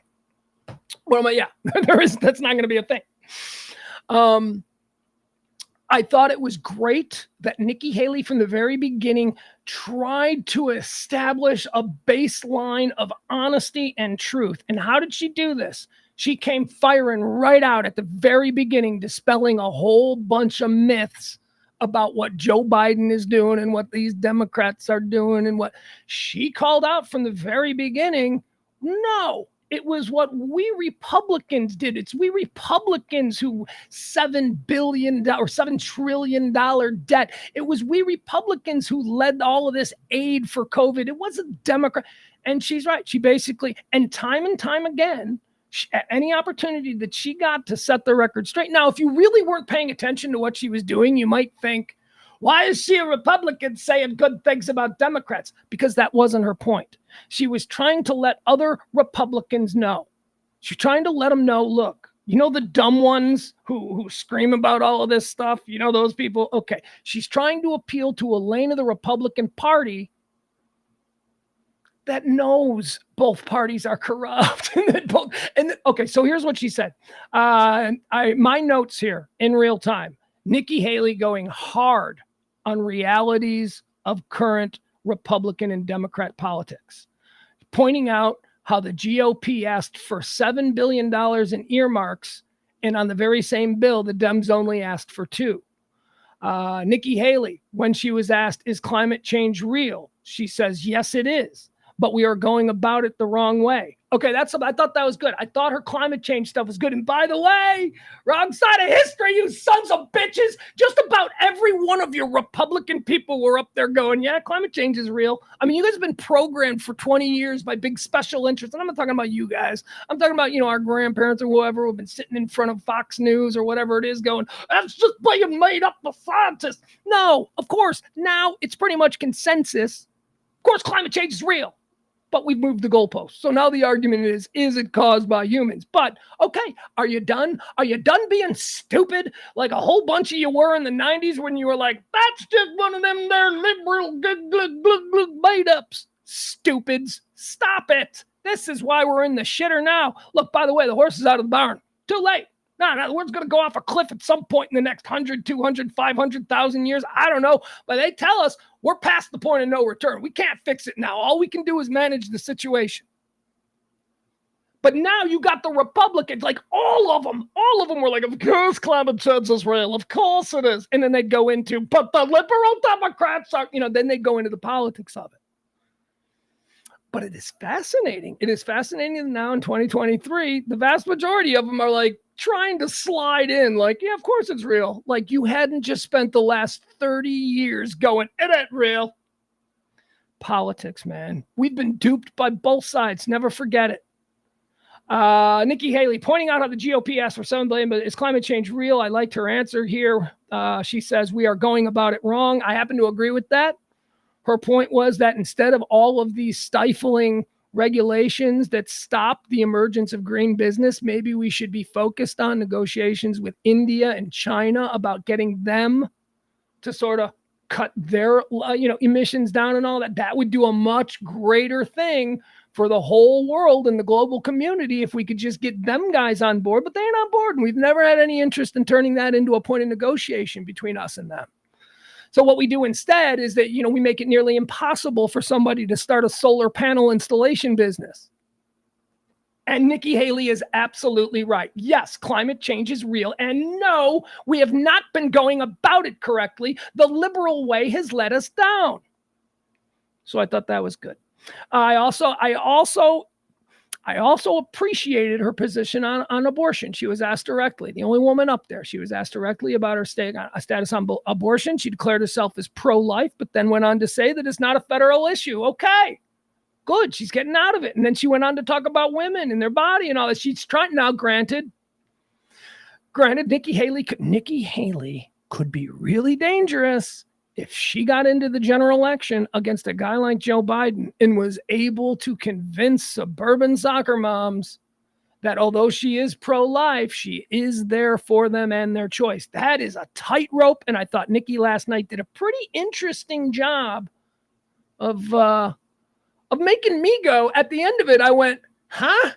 God, do I agree with some of that? Like, if you can like shatter me like that, then I think you said something right. I liked her response. What else did she say? She says, so I liked her pro-life abortion position. I thought that was pretty great. Hold on, I'm reading my notes. Can't we agree? Oh, yeah, her Can't We Agree run. She did this thing. Can't we agree that late-term abortion should be illegal? And I'm like, yeah. And she's like, can't we agree that a mother who has an abortion is not a criminal and should not be put in prison? And I'm like, yeah. And then there were people in the audience who were like, boo! No, I hate women. Women should be tortured for spreading their legs. She did this whole rant, and I thought it was good. And not good like, look, guys, let me tell you something else here you need to know. I don't look at any of these people like, I would vote for that. I'm looking at people through the lens of, can they win? Like, if this is what they're projecting, and if this is put on a larger stage and they're covered more, could they win? So I'm looking for that kind of thing. Nikki Haley, I thought, was really strong yesterday. She explained that Europe is giving farm. Oh, here's the other thing that she threw out. One of the big Republican talking points is, why are we giving money to the Ukraine, and why isn't Europe giving their fair share? Well, her, of course, as the former American ambassador to the United Nations, she is a foreign policy. She's the only person up there who knows anything about foreign policy, and yet everybody up there is going, here's what's wrong with Ukraine. You know, they don't. You got the governor of like freaking North Dakota. Here's what I'd do in the Ukraine. Meanwhile, you got the former U.S. ambassador to the UN sitting there looking at him going, you're a freaking moron. So I did appreciate it when Nikki Haley goes, okay, wait a second, let's stop right here. And she explained how Europe is actually paying more in Ukraine than we are. So stop with that. It was Nikki Haley's consistent dedication to the truth and pointing out when even the people in her own party have made a narrative sort of something that people believe. She went, I like that. And that's what I said from the beginning. She sort of established herself as, look, you may not like what I'm going to say, but I am a conservative woman. I am a pro-life woman. And I am not going to go along with these silly little lies that all these, and she did that. She did that when she talked about how the Republicans were the one that asked for $7 billion in earmarks. When not for the very same package, the Democrats only asked for $5 billion more. So who's the one that is looking to spend our tax dollars, shamelessly? That's what she was pointing out. It's also pointing out to those who, and when a Republican candidate says something like, and Europe needs to pay that fast share, what are they really doing? What they're really trying to do is get us mad at Europe. Because that's what they want. They want us mad at something. Nikki Haley, the former American ambassador to the United Nations, who knows all of these people from all these other countries, she kind of has a bit more knowledge and a more of an interest in making sure that people don't needlessly or unnecessarily demonize our partners on the world stage. See, this is the thing that the governor of North Carolina maybe doesn't consider, that all of these countries that we're going to make them pay, they're our partners. We need them. I know you don't. Why? Because you don't understand foreign policy, and neither do I. But it's an incredibly complicated mousetrap of an operation, and one people are almost always at some point or another dependent on the other. These are our partners. We need them. I thought she was good. I'm not telling you I thought she was great. I'm not even saying that I would vote for or support her. I am telling you I think Nikki Haley last night was electable. Now let's move on to DeSantis. This guy, here's my favorite. First of all, he is not good. Like, he is not good on the national stage. Vivek Ramaswamy, he was a little bit too comfortable. Like, yeah, I'm totally comfortable. DeSantis was like the opposite of that. Like, DeSantis was like, I'm mad, and you people stop having fun. He was like, really? I'm a big boy. He's very weirdly uncomfortable and awkward. And I'm watching it, and I'm like, you are done, dude. You are over. I mean, I can't imagine that anybody could see Ron DeSantis as viable in any way, shape, or form moving forward. He's got to be gone. He was so bad. There's more grapes. Let's see. My first note on him is he opens up still railing against COVID. Okay, can we stop? Let's talk about what you're going to do and how we're going to. First of all, I'd have fired Fauci. Like, he's trying to appeal to stupid people who are not serious about the world and our problems. He's trying to appeal to people who are still like, I want to kill Fauci. It's okay, move on. Just move on. You were activated. You were ignited back then. Let's move on. It's over. But yeah, he's still doing that. And then my favorite thing that he did, where's the note? I wrote this. When the subject isn't what he is comfortable talking about, like, for instance, the subject at the time was, if you were president on day one, would you pardon President Trump if he's convicted of these crimes? So that's a subject DeSantis is uncomfortable with because he doesn't want to say publicly that he'd do anything nice for Donald Trump because he and Donald Trump are mortal enemies right now. So what he did was something crazy hysterical, given the fact that most of his stage time was dedicated to COVID and masks and what I did. So when the subject was, would you pardon Donald Trump? Here's what he had to say. DeSantis. He said, when the subject isn't what he is comfortable talking about, he said, is this what we're talking about? Shouldn't we be moving forward instead of rehashing the past of January 6th? This is when he was being asked if Pence did the right thing on January 6th. Oh, that's what it was. Then he was back to bashing Fauci. Yes, okay, so he went right into bashing Fauci. That was the interesting thing about DeSantis. So what it was DeSantis was asked, did Mike Pence do the right thing on January 6th? And because that's an uncomfortable thing for him to have to answer for political reasons, he went, are you really asking me this? Are we really going to revisit the past? Can't we just move forward? I do want to say this, though. Dr. Anthony Fauci needs to... I mean, it was comical. It was comical to anyone with a brain, and he is done. DeSantis is not good at this on the national stage. Hey, he might be able to, hoodwink a whole bunch of rubes down there in Florida. We're all familiar with the kind of people they produce down there. He might be good at that. But I'm telling you, he got on the national stage and he was nothing. Chris Christie, he seemed like he was only there to scrap with somebody. And since Trump wasn't there, he kind of got into it with Vivek a little bit. Who called Vivek a rookie? It was Pence that called him a rookie. It was Christie that said he was laughable.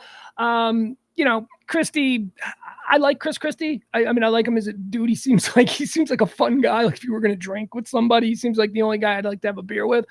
But he didn't perform particularly well. Tim Scott, I thought interesting. He said some nice things. He's pushing the nice guy thing and all of that. He also danced a little bit in the past, trying to muck up a little bit of culture war nonsense. But yeah, other than that, Tim Scott, interesting. He's trying to be the nice one, and he's entirely unelectable. And that was my note on Tim Scott. Pence, what did I think about? Mike Pence, no shot in the world. Absolutely nobody likes this guy. I just keep writing these things about Mike Pence. But then I wrote, Mike Pence had absolutely the best take on the state of United States Putin-Russia relations. Okay, so yeah, when Mike Pence was asked and talked about what Putin is, to me, in my understanding of who Putin is, I thought Mike Pence nailed it. I was like, yeah, Mike Pence got it, which is interesting because Mike Pence was the vice president to a man who went, I would trust what he says over what my own CIA guys tell me, so that's who Mike Pence was vice president to. So for Mike Pence to be so on record as being anti-Putin, that's very interesting. And one of the only likable things about him, that's what I said. So who won? I mean, I don't know who won. I don't know. Does anybody win? I would say just though on the brand test, me not knowing really any of these people, I mean, because I don't watch, the Fox Newses and all that stuff. I'm not that way. I'm not politically ignited. I would say the one who came off the best, I thought, was Nikki Haley. I thought, the other thing that I really liked is when she dropped the Margaret Thatcher line about if you want something done poorly, get a bunch of men. If you want something done, I don't know what it was, but I thought it was good. It was a good applause line. What else about Nikki Haley stood out? That's it. It was entertaining. If you guys watched it, right? It wasn't bad. All right, there you go. That's the GOP. There's a monkey on the loose in Florida. Yeah, there you go. So this is a very real thing. Did you know about this? So this is outside of Orlando, a little suburb outside of Orlando, and it's not rural. I don't want to give the impression that this is like, out in the swamps. It's a suburb of Orlando, Florida. Apparently a bunch of people over the past couple of days have been calling police saying that there is like a bunch of monkeys that are just running amok in the city. Now that's got to be silly, right? Because monkeys aren't native to Florida. Or are they? Kind of. Okay, so here's the story. So apparently back in like the 1890s or something, there was some like paddle boat captain or some dude that was trying to drum up business for tours of like this swampy, boggy area of Florida. He had the boat. People had begun to come down to Florida to relax, as like a summer escape from the East Coast. And he had bought this boat, and he was going to sell people seats on the boat, and he was going to show them the beauty of Florida. Well, he had an idea that it would be cool. There was an island. So there was this little island, okay? And on his tour, there was an island. And he looked at this island, and he went, what if there was something on that island? So this dude went out and he acquired like 3 or 4 pairs of macaque monkeys, and he just threw them on the island. and the monkeys populated. Here's the thing that he didn't know: monkeys swim, and so they were placed on the island, but they immediately swam across and started populating the tree. So there is a native wild monkey population in Florida, which I just thought was insane. Now they're not native to the area by geographic or origination. They were introduced and now have produced a few generations. So yes, there are people born in Florida, monkeys born in Florida, who are native to Florida. Anyway, people are seeing. So these monkeys here, I'll show you some pictures here. So these monkeys are now, because of the expansion of nope, that's not right. I guess they call it exurbia. Used to be suburbia, but now it's exurbia.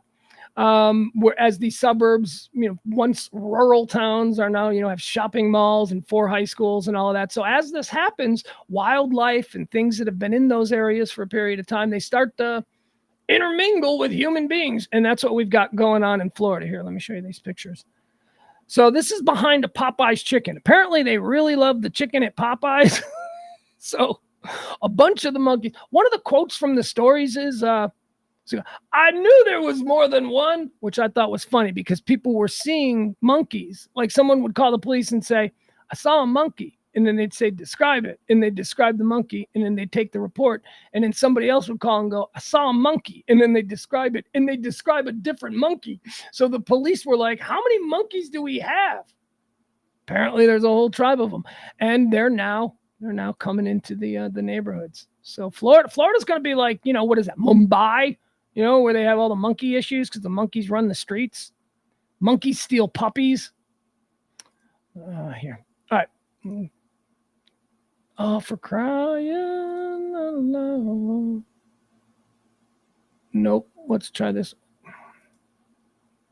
Yep. Sorry, guys. Hold on. Boom. There we go. There we go. There we go. Okay. Oh, this isn't going to work. They're not going to let me make it big. Is you kidding me? Oh, there it goes. Okay. Let's see if this one will work.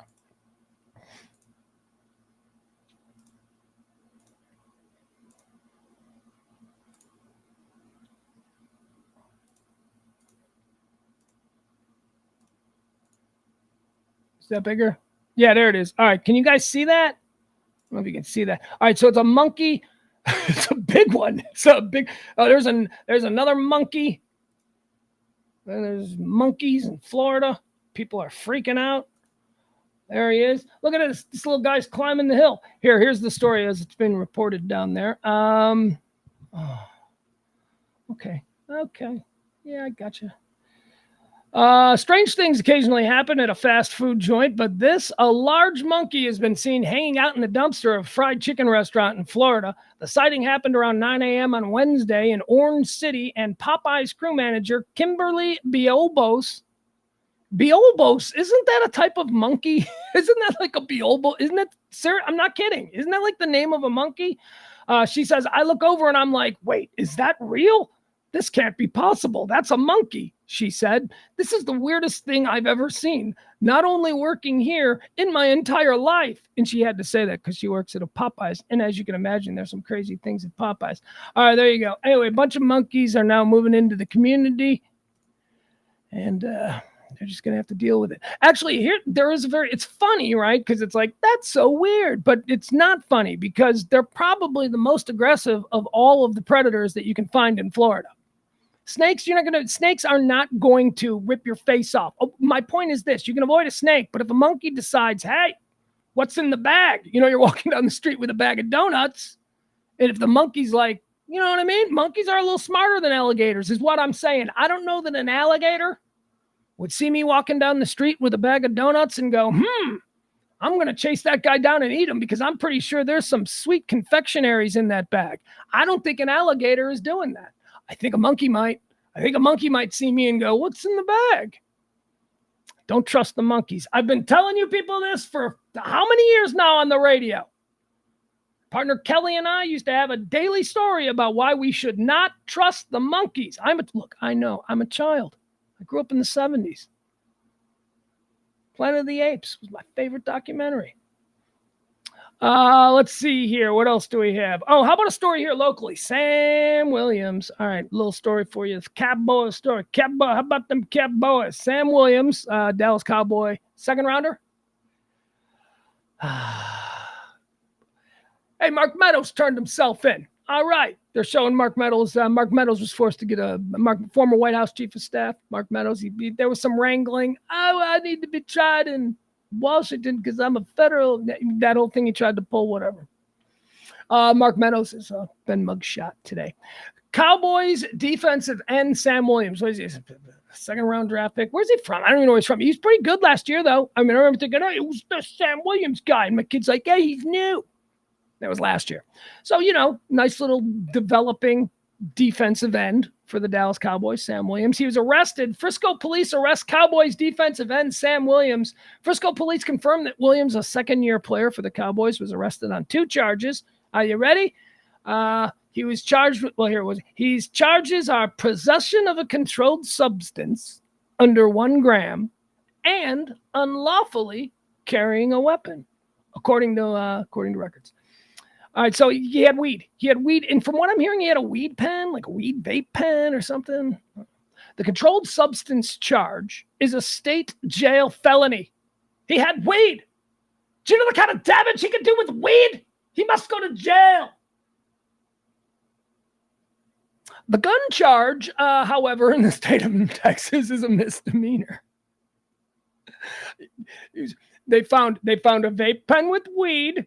That's the one that could put him behind bars. They also found an unregistered handgun. He didn't have a permit. That's fine, though. That one's all right. He doesn't got to worry about that one. Can't reasonable people look at that and go, oh, so years of his life will be taken away from him because he decided that he wanted to get the giggles and eat nachos. But the fact that he's got an unregistered handgun that quite commonly around this country are used in murders and, the assaults on police and all kinds of things. That one, that's not a big deal. That one's not a big deal. That really kills me. Because I am not I'm coming to take your guns guy. I'm not. I'm not that guy. I've never been that guy. But I am a common sense where it's a little bit strange that the thing he's in trouble for isn't the unregistered gun that he had. It's the vape pen.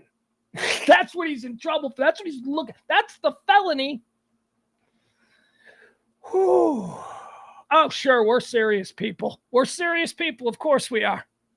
The organization has no comment, Cowboys, no comment or statement to make at this point. But to be fair, the report of the organization is unaware addressing. Okay, who cares? Blah, blah, blah. Another football player, another Cowboy. This guy, however, it should be mentioned, this guy's kind of a problem, which has, look, I don't think Jerry Jones is a good person. I know there's a lot of people in this town will be like, he's given so much to charity over the years. Yeah, that's how wealthy bad people camouflage their public image. They give a little money or something like that, but they're bad people. I'm talking about one-on-one, he thinks he's better than everybody else. And, I don't think he's a good person. I don't think he's a caring, empathetic person. I think he's a jerk. I think he's a 1% asshole. There you go. And because of this, it doesn't make him any different than any of the other owners in the NFL. There's a lot of guys that check those boxes who own NFL teams. But doesn't it seem like Jerry Jones has absolutely no problem with the absolute worst examples of moral bankruptcy that become available to him? If there is a player who is, just done some really shitty things. Jerry's always the first to go, I believe a guy needs to get a third or fourth chance. It's like, which I guess there's let's stop pretending like he's giving these good young men another chance. No, they're just good athletes. They're just really good, and they can make the Cowboys win. And his bottom line is, win, Cowboy, win. So maybe as a fan, if that's all that matters to you, maybe you like him. I don't know. He's always just seemed like a bit morally like whatever. Because this guy himself drafted in the second round draft pick. I don't know how close you pay attention to the draft or your understanding of this process, but a second round draft pick is a very important draft pick. So he took a second round guy here, and this guy had all kinds of problems in college. There were like sexual assault charges and like some kind of DUI or driving incidents. Yeah, but Jerry Jones took him in the second round. And last year, he's a rookie last year. So last year he's driving 100 miles an hour on Preston up there by 121, up there by Stonebriar. He's doing 100. Heck, can you say Henry Ruggs? He was doing 100 miles an hour when he sideswiped a little old lady in a car coming in the opposite direction. Bolt in his Corvette. Went to the hospital, apparently no big deal. And now here we have this thing. So this guy's kind of a D-bag. This guy's kind of an idiot. He might be a really good football player. I remember last year thinking, is this guy something? Could he be something? I think he was rotational for the most part. I don't think he started. But I remember watching games with my kid, paying attention to these things. I don't know. My point is this. When you look at the resume, this dude is, in the last 3 years has been arrested more times than, certainly more. He's been arrested more times than me, but he's been arrested more times in the past 5 years of his life than I think I have had interactions with police in the last decade. It just seems, and I'm counting friendly ones with me. So he seems like kind of a dirtbag. Where is the story? Williams was involved in a crash in Plano on December 22nd of last year. Police said Williams was driving a black Corvette southbound on Preston Road around 2:15 when he collided with a black Infiniti that was going northbound and attempting to turn into Town Square Drive. Police said both Williams and the other driver, who police said was a 71-year-old woman, were taken to a hospital as a precaution. They didn't appear to have any serious injuries. Police said Williams was going 98 miles per hour on Preston and in a 55 zone, and said that the accident would not have happened if he had been driving slower. Williams is, that's what I said, Henry Ruggs. All right, so there you have it. Let me say this. Let me just say this. I certainly hope this young man gets his head screwed on. There you go. But until he does, he's an idiot. This kid is blowing it. You're blowing it. Mike Golick's coming back to radio. Mike Golick, if you were a fan of the old Golick and Greenberg show, they were a long-running morning show on ESPN radios from coast to coast. Very popular. Mike Golick walked away from that show. Greeny walked away from that show and went on to become Golick and Trey, right? Golick and Wingo. I think it became Golick and Wingo for a while. Then they cut ways with Mike Golick. He left. The show's over. I don't know. They went with the Jay Will and whoever and Keyshawn, and that didn't work out. And now they're doing something. I don't know what's happening there. But Mike Golick's got a new show, and this sounds like a nice one. And the reason I mention it is because I like Mike Golick. I think Mike Golick seems like a really good dude. He's just got such a great jovial personality. He's getting to live out a dream here. Mike Golick Jr., his son, is quite an up-and-coming name in sports media. Mike Golick Jr. Of course, he's a Nepo baby. How hard is it to... Of course, Mike Golick Jr. got his first, ESPN show at 22. He's Mike Golick Jr. So whatever. My problem is if you get the shot and you can't do it, and you're stopping somebody who can legitimately doing it from doing it because you've got a famous last name, that's my problem. Mike Golick Jr. is fine. Mike Golick Jr. is fine. Mike Golick, however, after, and there's been a lot of, I know for a fact that there was one group that was trying to get Mike Golick back to create a nationwide sports morning show. Didn't want to do it. Mike Golick's like, nah, I got enough money. Mike Golick had his bag. He's like, I can live. Look, I'm a man in my 60s. I'm going to golf now. My son is doing it. I'm watching my son do his thing. Well, why is Mike Golick coming back? Because he's being paid a boatload of money by, what is this? Hold on. I want to make sure we get it. because this is the way sports is going in this land, folks. I keep telling you this. We don't have it here in Texas, so we might not be aware of its intrusion into the way we watch and enjoy sports radio. But legalized sports betting is coming to Texas. It's everywhere else. Everywhere else, you've got the sports bet and the DraftKings and, all of that stuff, and you can real-time betting in games. How much is that going to change here in Texas when you and your boys are sitting around watching a game, watching a Cowboy game? You all got your phones out and you got your apps up and you're like betting on whether or not they're going to pick up this first down or not. Yeah, it's what you're able to do.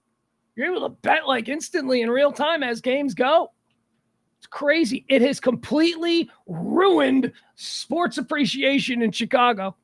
Sports radio has changed forever. Sports radio in Chicago used to be all about talking about sports and making fun of the teams and the players and the fans and taking calls. No. Sports radio in Chicago now is 100%. Hey, we got Vito from Vegas, and he's going to give us the latest line on the upcoming.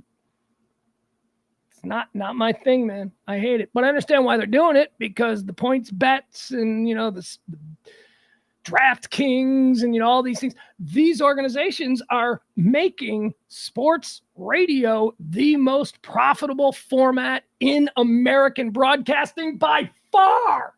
By far. They've come in, legalized in all these states. Now you have these giant billion-dollar corporations that just appeared overnight. Dude, there was a time when DraftKings was not a thing you'd ever heard of. Now you can't watch a sporting event without seeing DraftKings everywhere. And there's a million of them. There's a million of these groups. And where are they thriving? New York, Chicago, Boston, Philly, Detroit, California, Los Angeles, Nevada. Everywhere legalized sports betting is legal. DraftKings has put together a morning show, and they're letting it's going to be Mike Golick. It's Gojo and Golick. How cool is this? He's coming out of retirement. He's going to get to do a show with his son. It's going to be a father and son morning radio show. And I happen to enjoy both the Golicks. So this is very cool. DraftKings is doing it. DraftKings is going to own every sports radio station. Or who's the one, my favorite station in Chicago, The Score. My buddy runs it. Trying to think of what is the betting organization that owns it. They say it all the time. Is it MGM? It might be MGM Vegas. I don't know. Anyway, it has changed. All I can tell you is that if you enjoy sports radio in Dallas, Texas, and you've never been anywhere else, you haven't spent a year in New York listening to the Fan or, whatever. If you all you know is the way sports radio is here in Dallas, the way it's always been, good, enjoyable. It's about to change. It broke my heart, man. It really did. It broke my heart. I stopped enjoying listening to sports radio it's not all betting. There still is elements of, talking about it. But, man, everything is driven by the sponsors now. And the sponsors and sports radio stations in these states are all sports betting apps. Sports betting apps, tip sheets. Every other commercial in Chicago is, hey, how you doing? It's Tony from Tony's Tips. Give me a call right now, 1-800. I'll give you the latest rap. And they're sold out. Sold out, man. Sports radio the gamblers have taken over. All sports radio is a communications device now between the bookies and the gamblers. That's all it is. Because everybody listening is a gambler now. Anyway, Mike Golick, DraftKings. He's coming out of retirement. He's going to do a show for DraftKings with his son. Should be good. Kay Adams, right? Doesn't Kay Adams, does she work for PointsBet? So now you got Golick. He's over there at DraftKings. I think Kay Adams was taken away from the NFL Network. She was the star of the morning show on the NFL Network. Kay Adams was adorable. Everybody loved Good Morning Football with Kay Adams. Problem is, Kay Adams was probably making about $300,000. Her contract came up, and PointsBet probably came and said, "You want $3 million?" And she said, "Yep." And now she's doing a stream instead of being on an old-timey traditional television network called the NFL Network. Might seem like a drop down until you look at her pay stubs and you realize she's being paid 10 times more to do that. The silly little stream, she's being paid 10 times more than she probably was making at the NFL Network. All right, here's a nice story. We're going to end with this one. We're going to go out on this one. We're going to watch this. I love this story, and you should love it too, because this is not just a Chicago sports legend. This is also a UT legend. This is also a dude. I talk about dudes. This is also a dude. This is a good Texas dude and something good happened to him, and I would really like to talk about it. And who is that? Mongo. That's right. You know who Mongo is? Mongo, in terms of the NFL, can only be one person. The great Steve McMichael. The great Steve McMichael. Here, do we have this? Where's the video? Let's show the video. Yeah, I want to watch the video. That's what I want to do. I want to watch the video.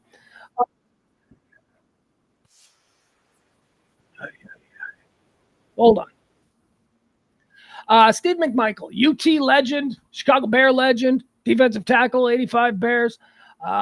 Crazy man, hysterically funny, like just one of the biggest personalities in the history of the NFL. Bigger than life. I tell you what, boy, I'm gonna whip your ass. You keep talking like that. I mean, he was hysterical. He is an icon in Chicago. The people of Chicago love him as much as, they've ever loved anybody else. I mean, he is encroaching on the Peyton territory. He's also, lifetime Texan, WWE, one of the Four Horsemen. I mean, Steve Mongo McMichael. The guy was hysterical. And let's not lose sight of the fact that he was also really good, man. Really good. 95 sacks. 95. Well, here's what's happening with Steve McMichael. Like, you know what? Why don't you just watch the story? Watch the story, because it's a bit of a feel good. And I think that, we all have a right to feel good. So here you go. Watch this.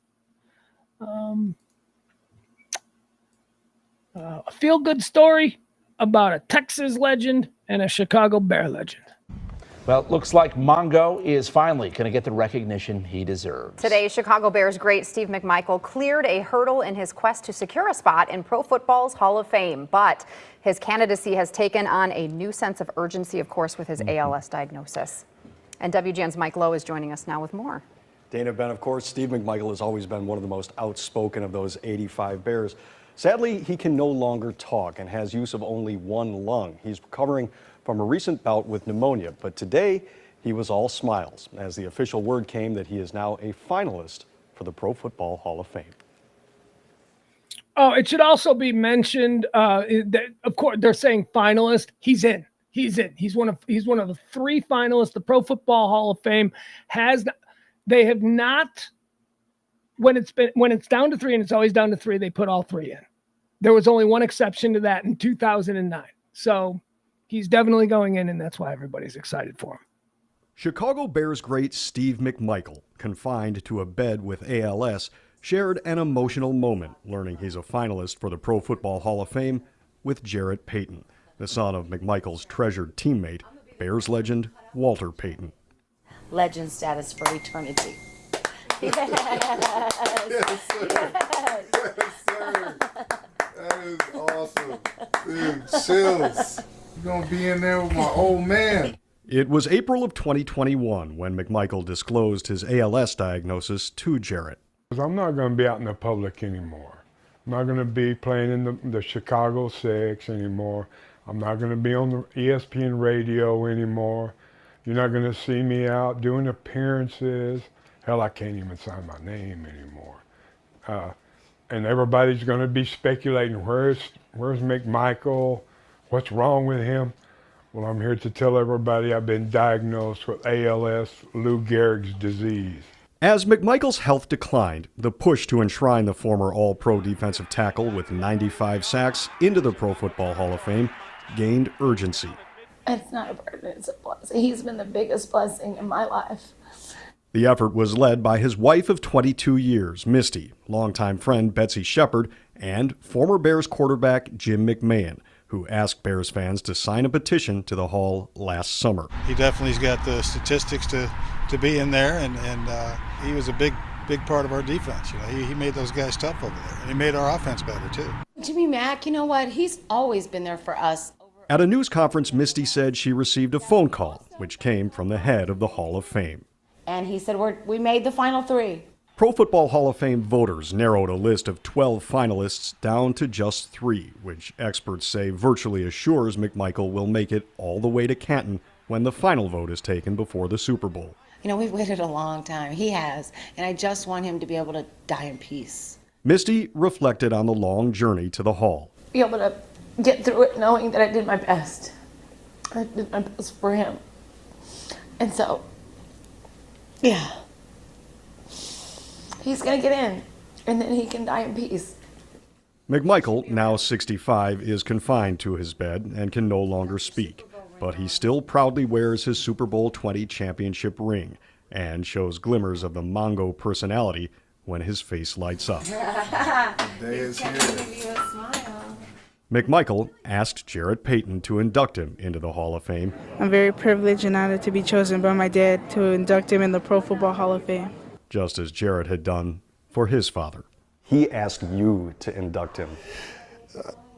I keep getting chills. There's so many people out there that are probably deserving to be able to give this speech for Steve, but for him to want me to do it, it's truly a blessing. I'm honored, and I look forward to being able to do it twice. I thought the last time I was on stage, I was a little nervous back in '93. I think I'm going to be a little bit more nervous doing it in 2024. And Misty McMichael says she hopes that Steve can actually be there if he is indeed elected. Now, Bears president Kevin Moran and team CEO George McCaskey say they will visit the McMichael home next Tuesday to give their congratulations. I became a sperm donor with there Cryo. you have it. A nice story about Steve McMichael. Now, this is, you might be hearing about this for the first time. It's been going on for a number of years. There's this movement to get him recognized, to make sure that, you know, he gets in, and the urgency was make sure that he gets in before he dies. And that's just very nice. Steve McMichael obviously means a lot to me. In my childhood, he was like a superhero, had a poster of him on my wall. Boy. Yeah. I was always more of a Dent guy, like Richard Dent, defensive end was my guy, but the big tackles in there, I loved McMichael, Fridge, Hamp. He's a very important person in my childhood, the mythology of my childhood, Steve McMichael. And, you know, I was never a wrestling fan, but I have friends who are wrestlers who I used to have a Steve McMichael jersey. I used to have a number 76 jersey, and people thought of him as the wrestler. And I'm like, really? You think of him as the wrestler? Because he's probably one day going to the Hall of Fame as a football player. You should probably... He got sick. It was very sad. It was a very big deal in Chicago and in Chicago media. And, you know, like I said, I just said, I listen to like Chicago sports radio because that's what my teams get covered. For the last couple of years, this has been just a consistent story on all of those things. Checking in with Mongo. What's happening with Mongo? Hey, let's call one of Mongo's friends and see how he's doing. You know, so that's a really nice story. And a lot of people are made very happy by it. So, as I say, University of Texas, UT Longhorn legend in the College Football Hall of Fame, went on to play almost his entire career with the Chicago Bears. Check this out: his entire career. He's, I think he was drafted by the New England Patriots, and so he was on the New England Patriots, and he was not getting along with the coach, and there was some weird, I mean, this is not like the NFL of today. This is the NFL of like 1979, maybe 1978. And even though he was a high draft pick, even though he was allowed to leave the Patriots, and he immediately got gobbled up by the Bears, and he started for 13 years, had 95 sacks, and is going to the Hall of Fame. So yeah, he's a fan favorite, and it's a very nice story for him. So there you have it. Mongo. All right, guys. Well, doesn't look like tomorrow's show is being produced. We have not received one tip all day. Those days are going to happen. Too bad it happened today. Okay, we're going to move on. No show tonight. No Radio Misfits show tonight. No Radio Misfits. Actually, here's what I've been thinking about doing. Tell me what you think about this. Hold on. I have been thinking about possibly doing some kind of a stream on Friday nights, whether it is just me doing a solo Radio Misfits. Because I have here the main studio, and James has like 5 kids. I think he's only got 4. And so his schedule's a little bit tighter. And on weekends when I have my son, he's always like, "Are you doing a stream?" And I'm like, "No, I'm not doing a stream because you're here." So I mean, it's not like I can't do a Friday night thing. So I'm thinking about maybe doing something. And maybe this Friday night will be. I don't know what it'll be. I don't know if it'll be an extension of the Radio Misfits thing that we do at 9 p.m. or maybe an all new thing. If any of my Radio Misfits friends want to join me, they're allowed to jump in. But I don't know. This game is about creating content. Creating content. Just keep going, keep going, keep going. Thank you for tuning in. I'm sorry about my voice. I know it's been weird all day. It's going in and out. I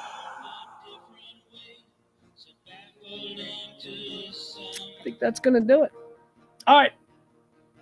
See you tomorrow. Deal? Okay. Bye, everybody. We'll see you tomorrow. I'm Pugs Moran. Out.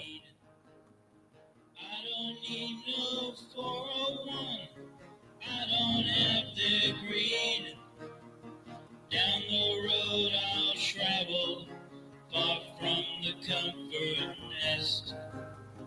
I am on a never-ending quest. Tomorrow is another day, the best is yet to come. I have found a different way, so baffling to some. I can smile a little now, things are going good. I always had to be on guard, that is understood. Down the road I'll travel, far from the comfort nest. I am on a never-ending quest. I am on a never-ending quest.